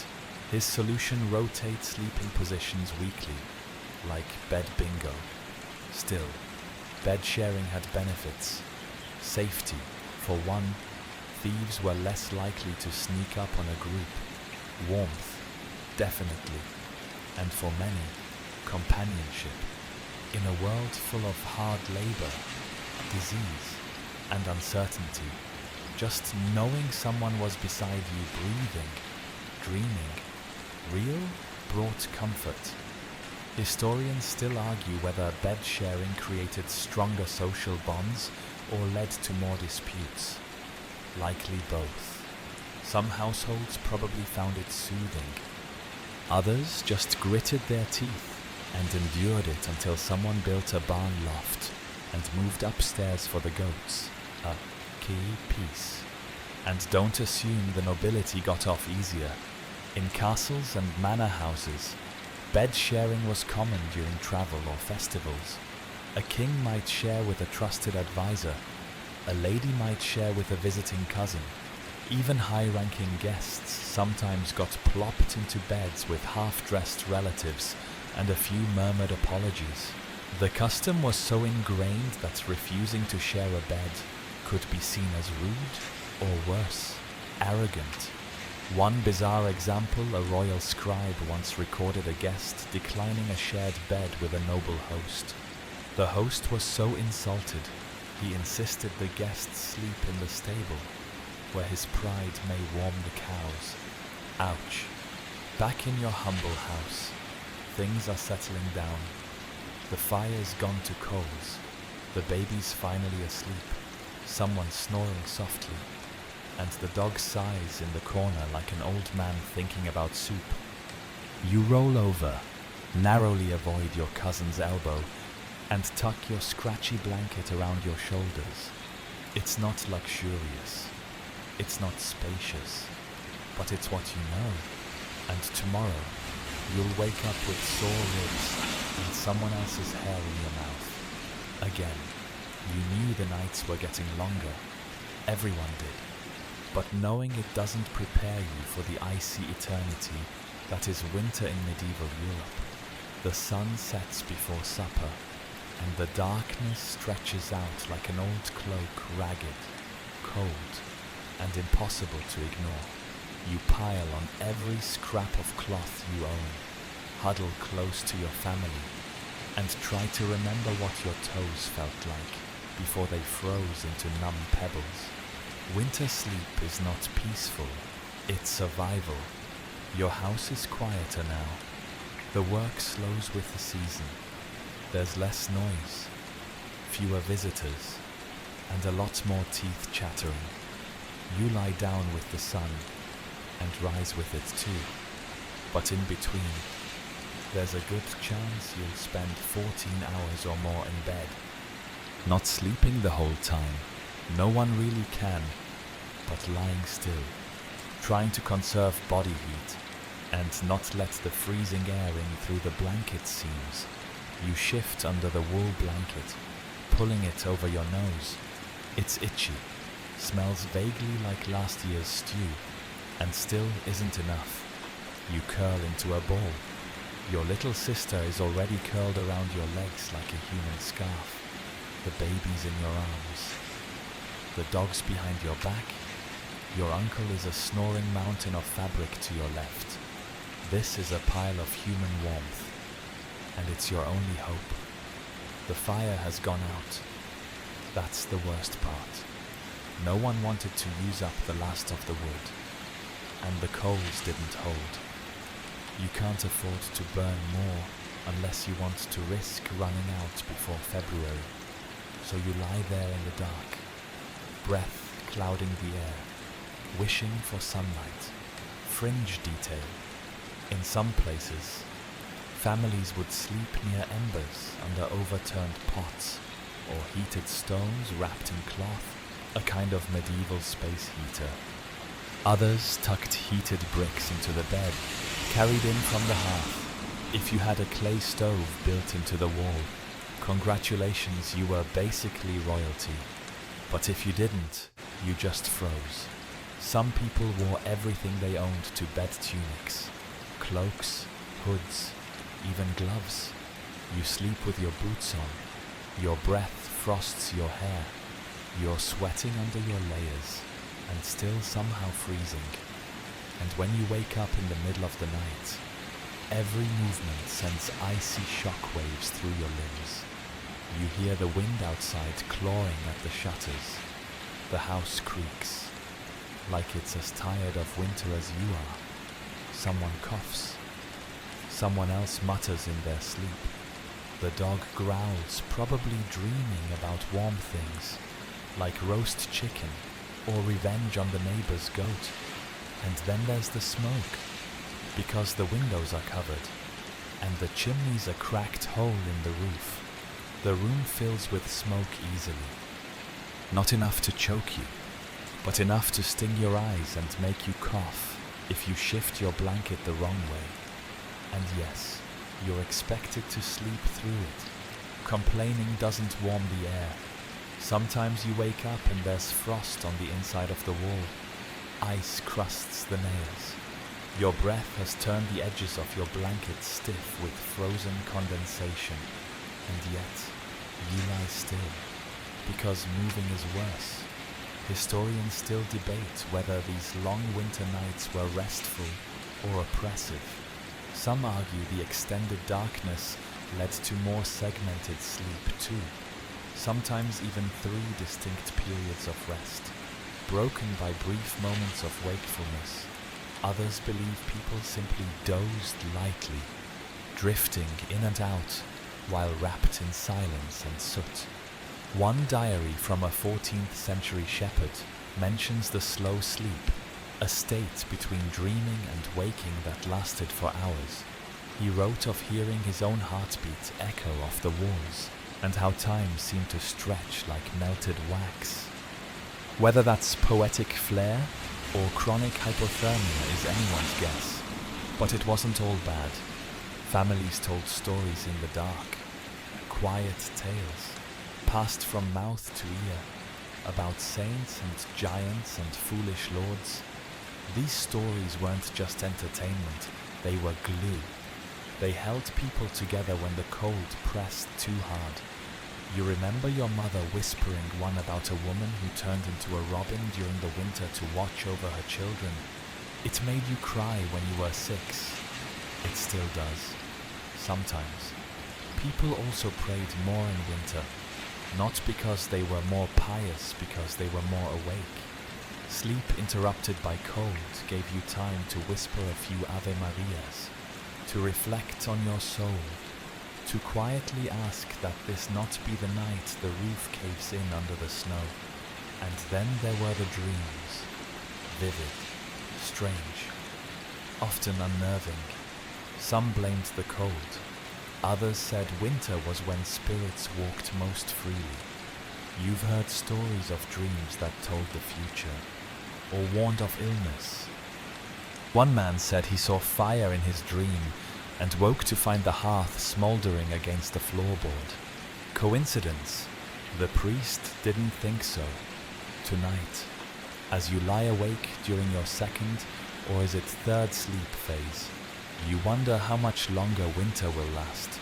The coals might still be warm enough to light again, but your legs are a block of ice, and the idea of moving makes you want to cry, so you stay still, and eventually, somehow, sleep creeps in again.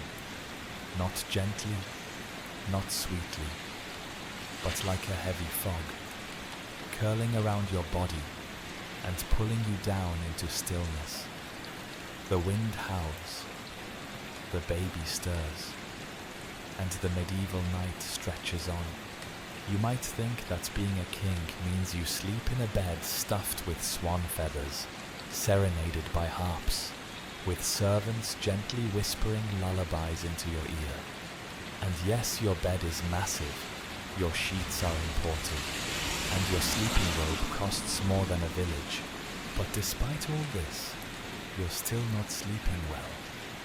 Because you are a medieval king, and your bedchamber, for all its velvet and fur, is filled with one thing, above all else, paranoia. Let's set the scene. You're in a royal chamber thick with tapestries, dimly lit by flickering candlelight. The hearth is roaring, but it never seems warm enough. Shadows loom behind every curtain, every creak, every gust of wind outside the stone walls makes your stomach tighten. You're tucked beneath layers of embroidered linen and ermine-lined quilts, and somewhere beneath it all, you're sweating. Sleep should come easily. It doesn't. You've been poisoned before, once in wine, once possibly in a roast duck. You survived, but now you eat dinner only after a food taster takes the first bite. You've banned garlic because the taster complains it masks arsenic. You no longer trust the apple orchard. You've started eyeing the kitchen boy suspiciously. What does he really want? And when the feasting is done, the audience chamber empty, and the courtiers disperse to their own rooms, you're left with the night and your thoughts. They're not kind. You lie in a bed big enough for 6 people and trust no one. The guards outside your door are hand-picked. The servant who lays out your nightcap is watched. The fire is stoked by someone whose family's loyalty goes back generations. Still, you can't help but wonder, what if they've been paid? What if tonight's the night they open the latch and let your brother in? Because if there's one thing medieval history proves, it's that kings don't sleep easy. Henry IV of France, we've already mentioned, kept a dagger under his pillow. Richard III reportedly slept in full armor during rebellion rumors. Charles VI of France occasionally refused to lie down at all, claiming his body would shatter. That one might be more medical than political, but it doesn't make the bed any cozier. And then there's the problem of health. You're not well. You've got gout, like every other respectable monarch. Your toes are swollen like bruised fruit. The mattress is soft, but not enough. You've propped your feet on a velvet-covered footstool, but that just makes your back ache. So you shift, then wince, then shift again, and now your entire leg's asleep, while the rest of you is very awake. The physician's latest remedy, a paste of crushed frogs and vinegar. You smeared it on your feet before bed, and now the room smells like a swamp, married a salad. There's also a goat bladder poultice on your chest for your nightly tremors. It feels like someone slapped you with a jellyfish, but everyone insists it helps. You used to share your bed with your queen. These days, she sleeps in a separate chamber, ostensibly for propriety, but you both know it's because your thrashing keeps her awake, and your talking in your sleep is full of disturbing policy ideas. Last week, she caught you muttering about raising taxes on the clergy in your dreams. You miss her, sort of. At least she doesn't snore like your hounds. You let one sleep by the hearth now, partly for company, partly because he growls at anyone who approaches in the dark. One fringe tidbit, royal dreams, were recorded, literally written down and analyzed by court advisors or priests.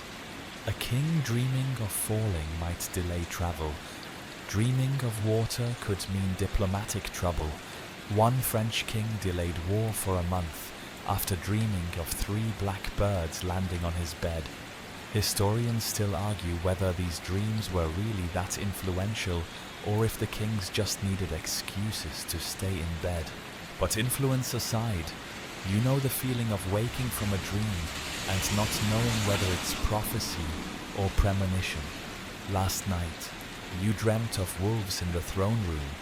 Your advisor said it meant treachery. You suspect it means you forgot to lock the pantry again. And the worst part? You're not allowed to show fatigue. Kings don't yawn in public. Kings don't admit to insomnia. You sit in court each day, eyes rimmed in red, pretending your royal schedule is perfectly restful, that you didn't wake up 5 times to check that the door was still bolted, that you don't feel like you're aging in dog years. Sleep becomes something you chase like a deer through the woods, and the harder you chase it, the faster it runs.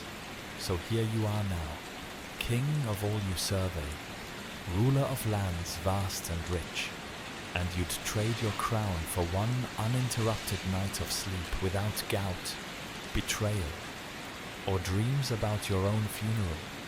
You close your eyes, the fire crackles, your dog groans, and somewhere far off in the castle, a servant whispers to another. He's talking again. You murmur something about frogs and taxes, and drift.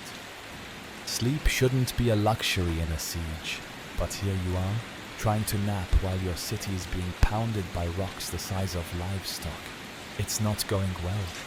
You lie in your shared peasant attic, squeezed between 2 barrels of dried peas and a bundle of old cloaks, listening to the rhythm of war outside. The catapults groan, the walls shake. Somewhere in the distance, someone is shouting orders you can't make out. Closer still, someone else is crying quietly into a sack of oats. It's day 15 of the siege. You haven't had fresh bread in a week. The well inside the city walls is running low, and the rats aren't even pretending to hide anymore.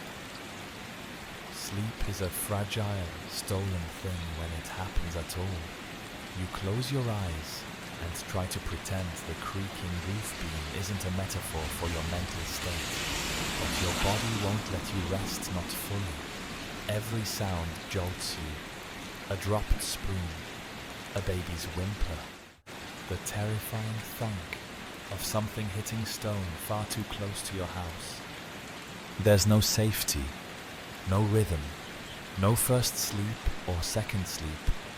There's just sleep when you can, wherever you can. You grab moments between bombardments. You catnap through arguments. You rest while someone else keeps watch. And when you do sleep, you dream in shallow, broken fragments, usually about food. If you're a soldier on the walls, sleep is even worse. You don't take off your armor. You barely take off your boots. You doze in shifts, helmet on your lap, sword within reach. Your body's exhausted, but your brain is sprinting laps. You dream of arrows, of fire, of your mother's soup. One fringe detail.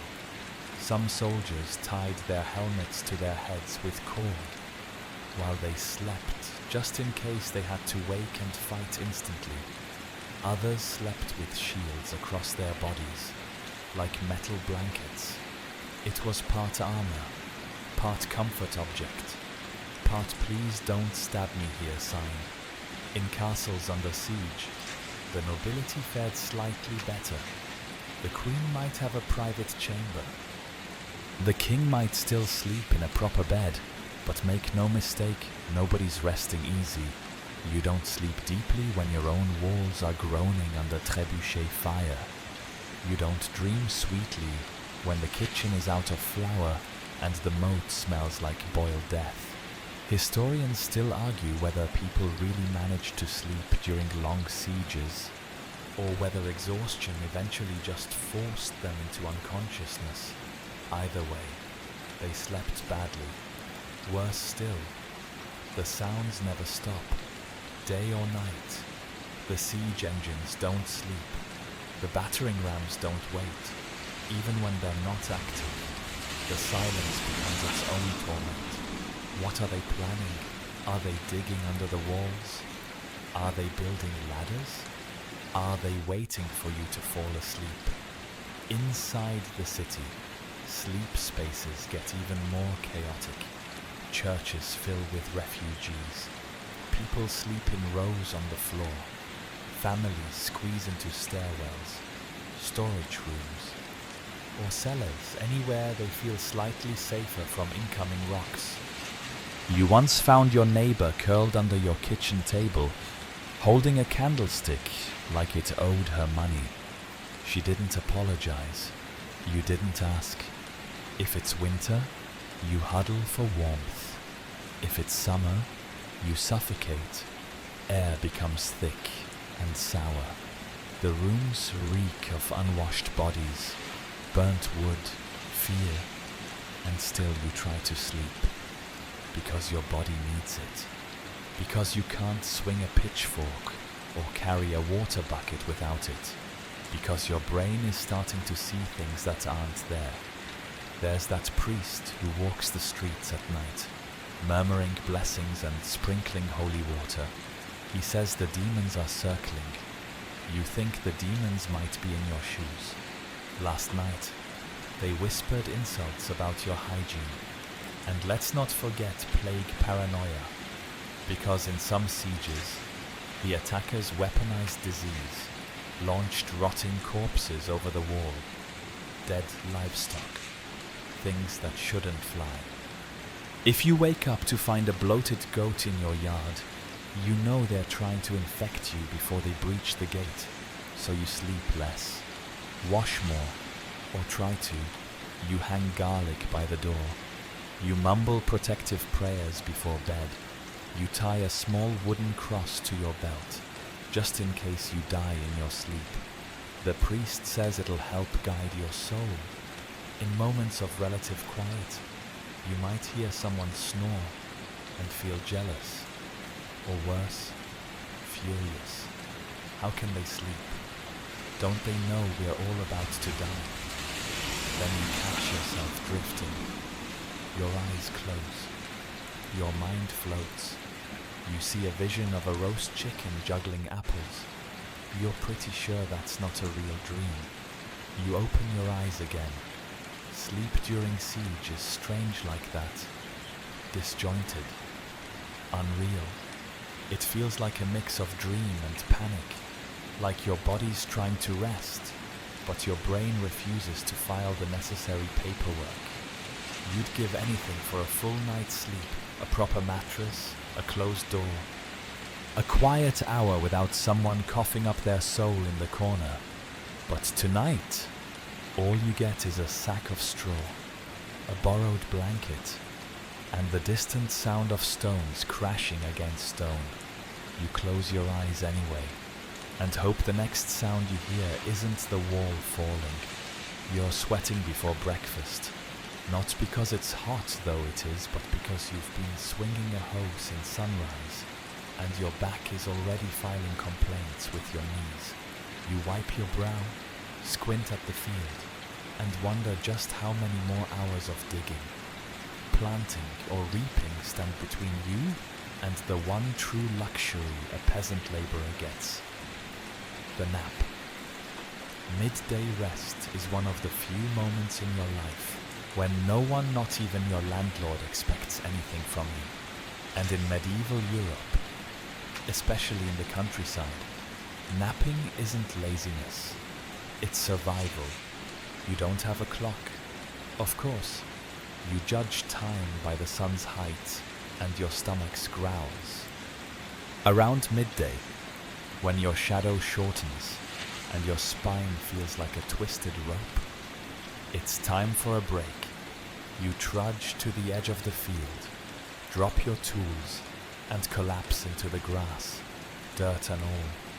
There's no bed, no pillow, just earth, sun, and the vague hope that no one steps on your hand. And in that moment, clothes damp with sweat, face pressed to the ground, bees humming somewhere nearby, you drift into one of the deepest sleeps you'll get all day. This isn't luxurious sleep. It's a sun-drenched shutdown. Your body gives out. You rest face down or curled like a snail. You don't even notice the itch of grass or the smell of manure. For 15, maybe 20 minutes, you leave the world entirely. This midday nap, sometimes called a nooning or meridian rest, was common for agricultural workers. Historians believe it wasn't just tolerated, it was expected. Even in strict feudal systems, most overseers knew that pushing people through the hottest part of the day was counterproductive. Dead peasants can't harvest grain. In warmer regions, such as southern Europe, siesta-like routines were built into the culture. Whole villages would go quiet for an hour or two after midday.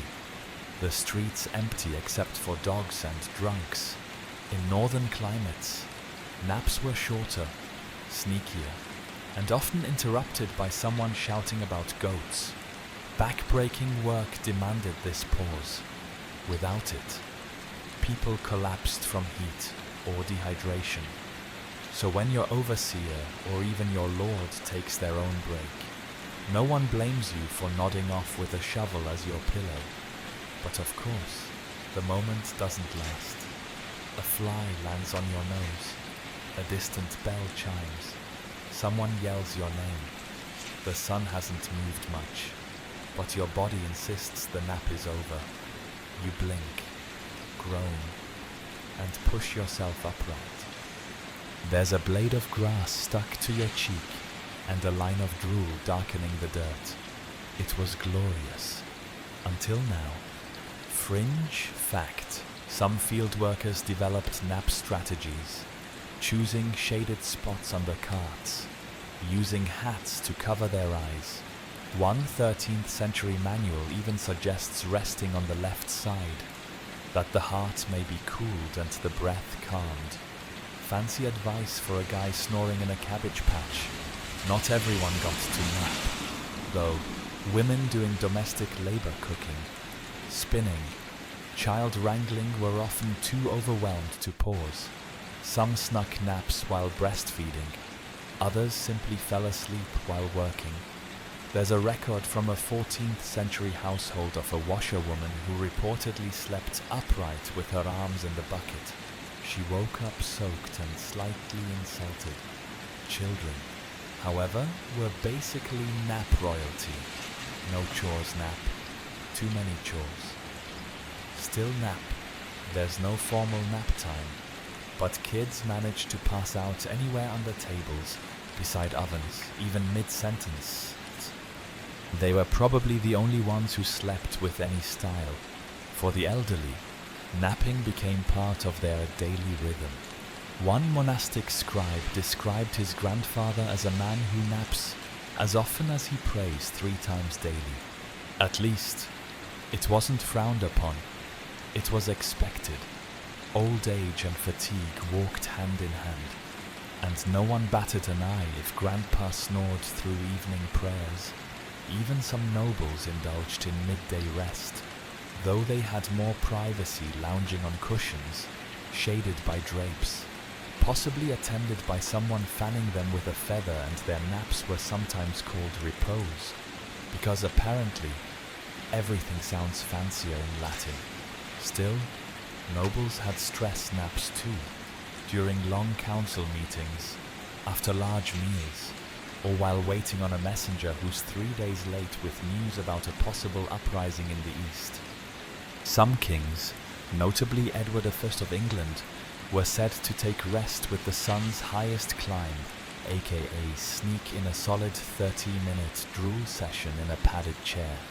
Historians still debate whether naps were a mark of laziness or wisdom. One group claims that structured daily rest signaled self-control and health awareness. Another argues that naps were just a response to physical overwork. A third, more fringe group blames naps for societal decline. We're not sure they were getting enough sleep themselves. Back in your field. The break ends too soon. The sun presses harder. Your muscles protest. But you feel slightly better, clearer, less murderous. You shoulder your hoe, squint at the rows of grain, and mutter a quick thanks to whoever invented midday sleep. It wasn't much, but it might have saved your life. It's well past midnight. The air is cold and still, and the last of the coals in the hearth are glowing dim and red, like tired eyes refusing to close. Everyone around you is asleep, or at least pretending, but you're not. You've drawn the short straw tonight, because someone has to stay awake and tend the fire. You huddle near the hearth, blanket wrapped around your shoulders like a cape of damp wool, and poke at the embers with a charred stick. Sparks jump and fizzle. Your knees ache, your eyelids droop, and the darkness presses in from every side, thick as bread dough and twice as heavy. The fire is the heart of your home, literally. Without it, the house freezes, the food spoils, the water turns to ice. You need it for warmth, for cooking, for boiling water to clean your baby sister's cloths.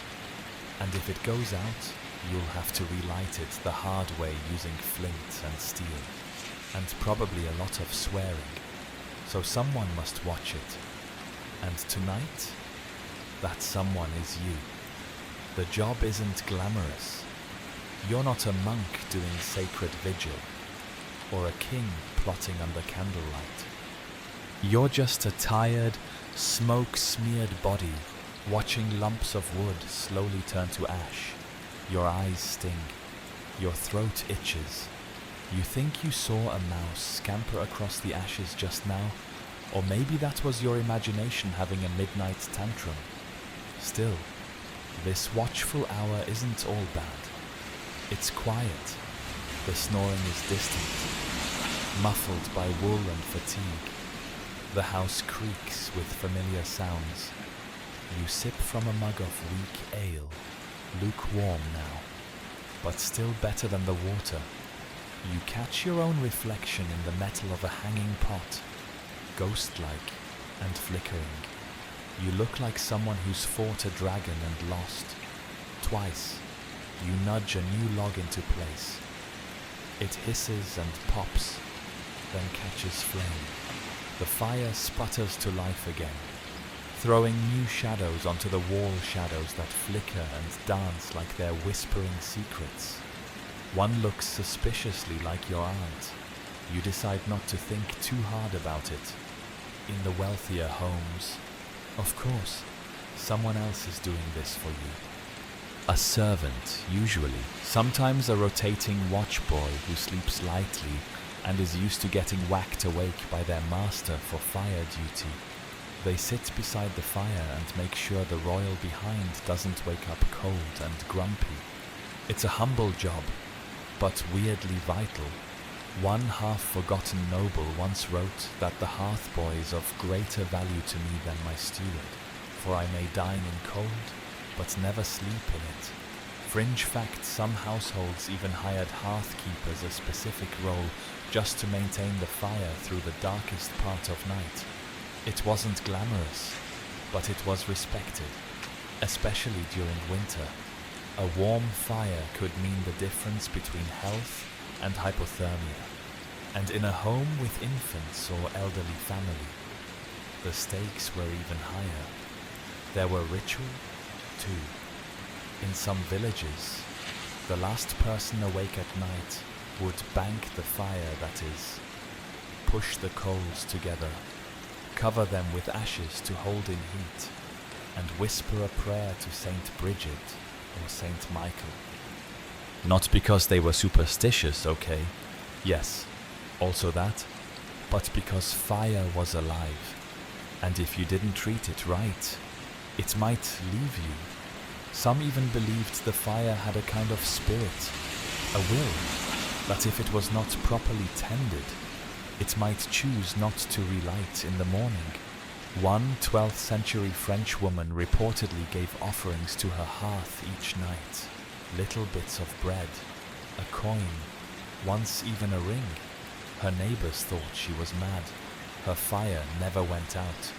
Historians still argue whether these beliefs were actual religion or just deeply rooted habit. Either way, they shaped behavior. Fire wasn't just heat. It was memory, presence, even protection. Without it, your house was nothing but stone and straw. And don't forget the practical side. A warm hearth in the morning meant your household started faster. The baby's porridge could be made sooner. The wash water could be boiled. You could start your day with warmth instead of a bone-deep shiver and a flint that just won't spark. You yawn, shift. The room is still dark, but the fire is strong now. You feel proud. You might have kept the whole family alive through this one night. Then again, you've still got an hour or two left. You feed the fire another log. It accepts. You stretch your legs and think about the dreams waiting for you, just out of reach. The house is quiet. The fire hums. And for a moment, the world holds its breath in stillness. The moon is high. The village is still. But you're awake. You know you shouldn't be. No one should be. But your feet are already laced into your shoes, and your cloak is wrapped tightly around your shoulders. You glance once more at the door. You know what time it is. You know there's a curfew, but you also know you need to go. Because in the medieval city, night is not for sleeping, it's for sneaking. Curfews weren't casual suggestions, they were laws. At sundown, a town bell or a horn would signal the couvre-feu, literally cover fire. That meant it was time to douse your hearth, snuff your candles, and stay put. Not just for fire safety, but for order, quiet, control. Curfew meant the streets belonged to the watch now. You ease open your door and slip into the alley. The cobblestones are slick with night dew, and your breath puffs in the cold air. Somewhere far off, a dog barks. Somewhere closer, a shutter creaks. You feel like the entire town is holding its breath with you. Why are you out? Maybe you're delivering a late-night message. Maybe you're meeting someone in secret. Maybe you just needed air and didn't want to explain yourself to your aunt, who thinks night air gives you gout and bad dreams. Whatever your reason, you're breaking a rule, because after dark, everyone is suspicious. If the city has walls, and most do, you won't be getting in or out. Gates are closed and guarded, and anyone caught outside is either a fool, a thief, or worse. Inside the walls, watchmen patrol the streets, carrying lanterns, staffs, and very large opinions about what counts as suspicious behavior. You keep to the shadows. You know the alleys. You step over a pile of vegetable peels and skirt a puddle that smells like a tavern's leftovers. You pass a shuttered bakery and whisper a quick wish to Saint-Honoré that they saved you the good crust for tomorrow. Suddenly footsteps. Close. You duck behind a barrel. The lantern light flares. 2 figures pass, mumbling about someone stealing firewood. Watchmen. You don't move. Not until their voices fade into the clinking stillness. Fringe fact. In some cities, watchmen were so underpaid they'd sleep through their shifts, huddled near warm chimneys or bribed with leftover beer. In others, they took their job way too seriously. In London, one watchman arrested a man for walking with too much haste and not enough apology. If they catch you, the punishment won't be death, but it won't be pleasant. Fines, maybe. A night in the stocks. Worse if you're carrying something you shouldn't. Bread you didn't pay for. Notes not written by your hand. Tools better suited for burglary than baking. Historians still argue how strictly curfews were enforced. Some towns were lenient. Others used them to suppress unrest, especially during times of plague or rebellion. For many cities, curfews were less about fire safety and more about fear of the dark, because dark meant uncertainty, crime, magic, the devil's hour. And crime did happen. Not just pickpockets and burglars, but full-blown conspiracies, secret meetings, smuggling rings, midnight lovers with knives and alibis. If you were out at night, people assumed you had something to hide. Of course. Not everyone breaking curfew is shady. Some are desperate. Midwives called to emergency births, butchers sneaking in early deliveries, widows searching for lost cats. Okay, maybe not the last one. No one risks arrest for a cat. Probably. You remember a story about a woman who was caught walking to church at night to pray for her sick husband. They let her go, but only after she recited the Lord's Prayer backwards, to prove she wasn't a witch. Still, the fear of the night runs deep. That's why people hang sprigs of rosemary over their doors. That's why iron horseshoes are nailed above thresholds. That's why you, even now, have a charm in your pocket, a tiny carved face meant to ward off evil. Does it work? You don't know, but it feels heavier tonight. You reach your destination, a back door, one knock, then 2, then 1 again. A sliver of candlelight appears. Thought you weren't coming. Someone whispers. I almost didn't, you say. And just like that, you're inside. The curfew still stands. The night watch still walks. But for now, you've slipped between the cracks. Eventually, you'll sneak back home. You'll peel off your shoes in the dark, try not to wake anyone, and slip under the blanket pretending you never left. Your sister will grumble.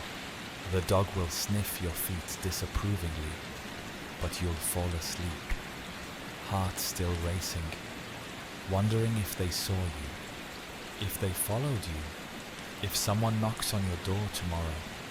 Because sleep after curfew isn't peaceful, it's earned. The bell doesn't ring this morning. The street is too quiet, and when you step outside, the air smells wrong thick, metallic, like rust and wet wood. The baker's stall is empty. No smoke rises from the smithy. You see a cart, abandoned mid-turn, its front wheel tilted like a snapped ankle. Someone whispers a word behind you, plague. You retreat into your home. Heart pounding. You've heard the stories everyone has. and now it's here. In your village, maybe even your street, And suddenly, the thing you once feared at night, the demons, the cold, the curfew is replaced by something far worse, the question that creeps into every corner of your mind. Will I wake up tomorrow? The plague changes everything. The rhythm of sleep, the structure of the household, the way you breathe when someone coughs. It isn't just a disease, it's a thief, robbing your rest even before it touches your body. And in the medieval world, where medicine is prayer and prevention is garlic tied around your neck, it's all you can do to survive the night. Your house now smells like vinegar and smoke. Your mother has hung herbs from the rafters, sage, lavender, rosemary, anything she could gather. Your father has placed a bowl of onions by the door to catch illness in the air. You're told to sleep close to the fire, to breathe through cloth soaked in wine, to stay inside, to stay still, and yet people keep dying. The neighbors 2 doors down were healthy yesterday. Today, they're quiet.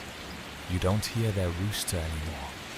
A cart came and took away bodies wrapped in linen, no names called out, no prayers, just silence and wheels creaking into the mist.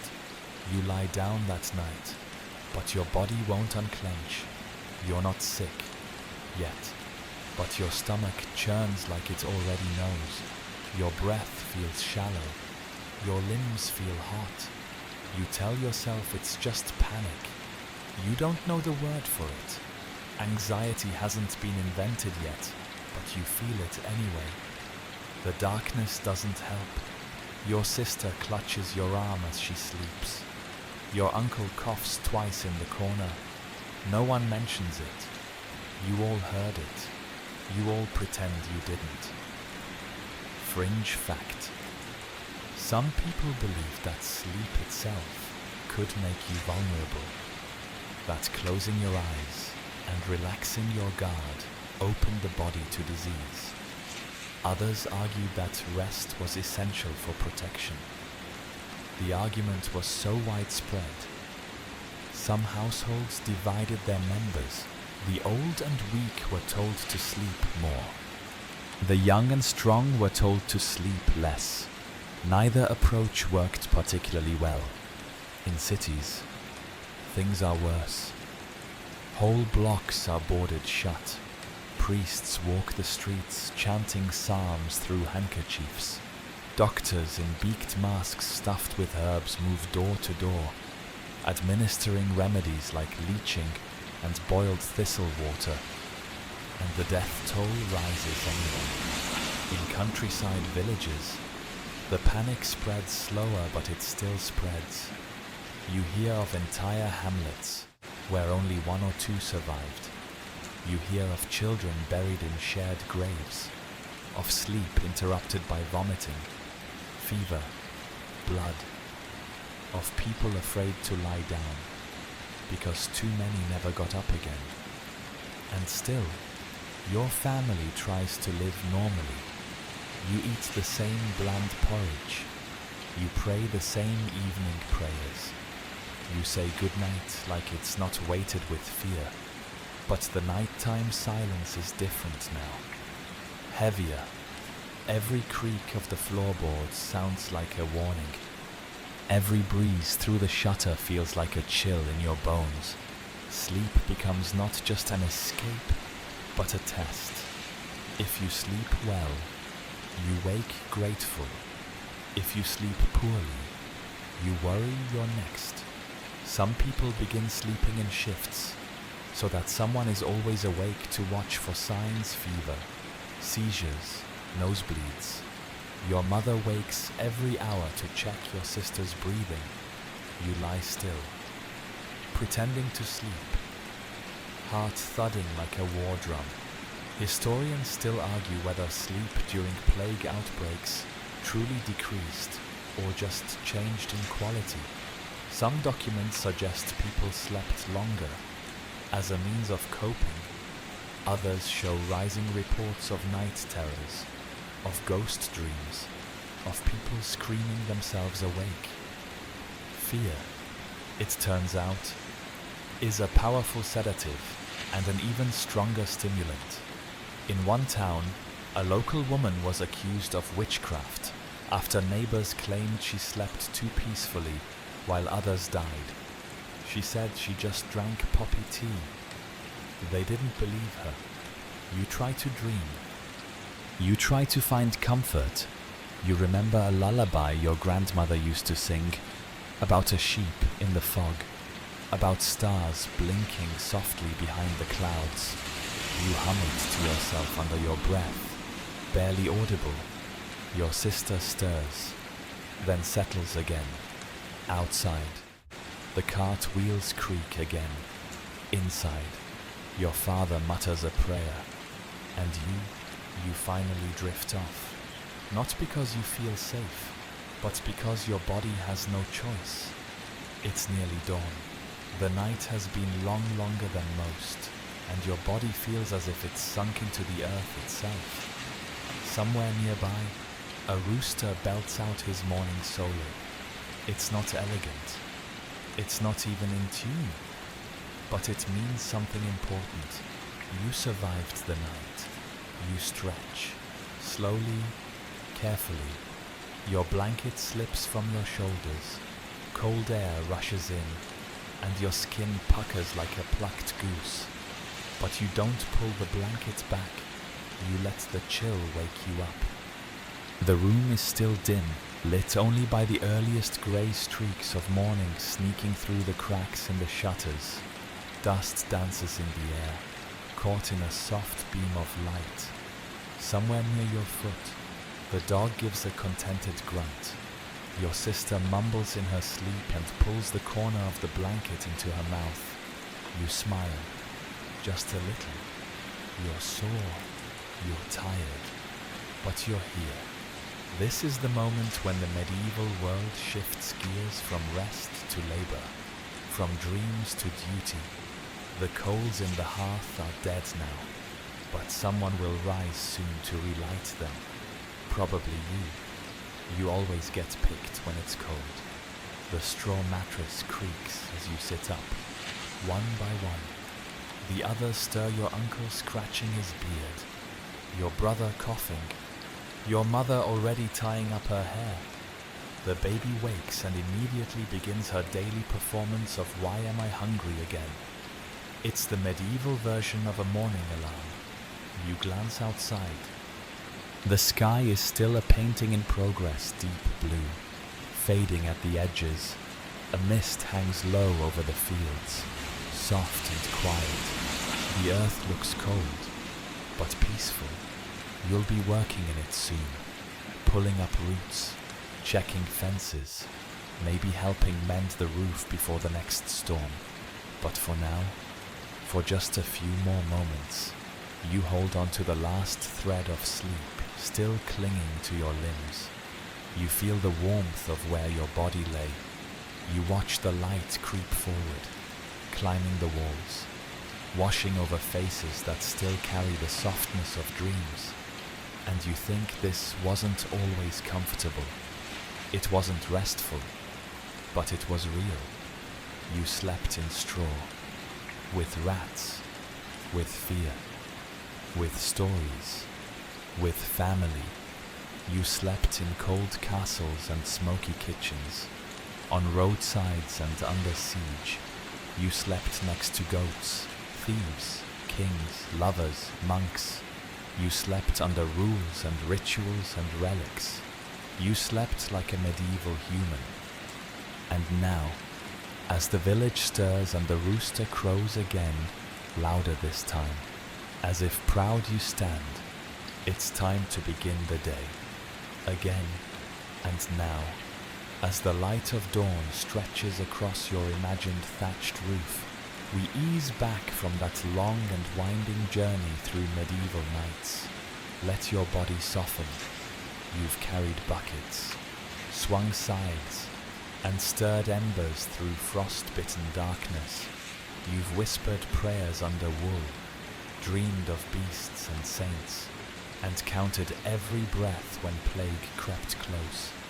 You've curled beside loved ones, strangers, royalty, and even a few too many chickens. Now, breathe in slowly. Let the air settle into your chest like warm coals in a hearth. Exhale gently. There's no fire to tend here, no bell to obey, just the steady rhythm of your body, unburdened by straw and superstition, gently folding into stillness. In this moment, you can let go of the ghosts, the lice, the cathedral bell ringing at an ungodly hour. You are not huddled on a wooden floor, nor glancing over your shoulder for night watchmen. You are safe, quiet, and still. The images flicker and fade, frosted windows, muttered prayers, the scent of soot and lavender. Let them drift. Let the world of oil lamps and rustling thatch melt into sleep's gentler dream. You've earned your rest, just like they did, long ago. Good night, and sweet dreams.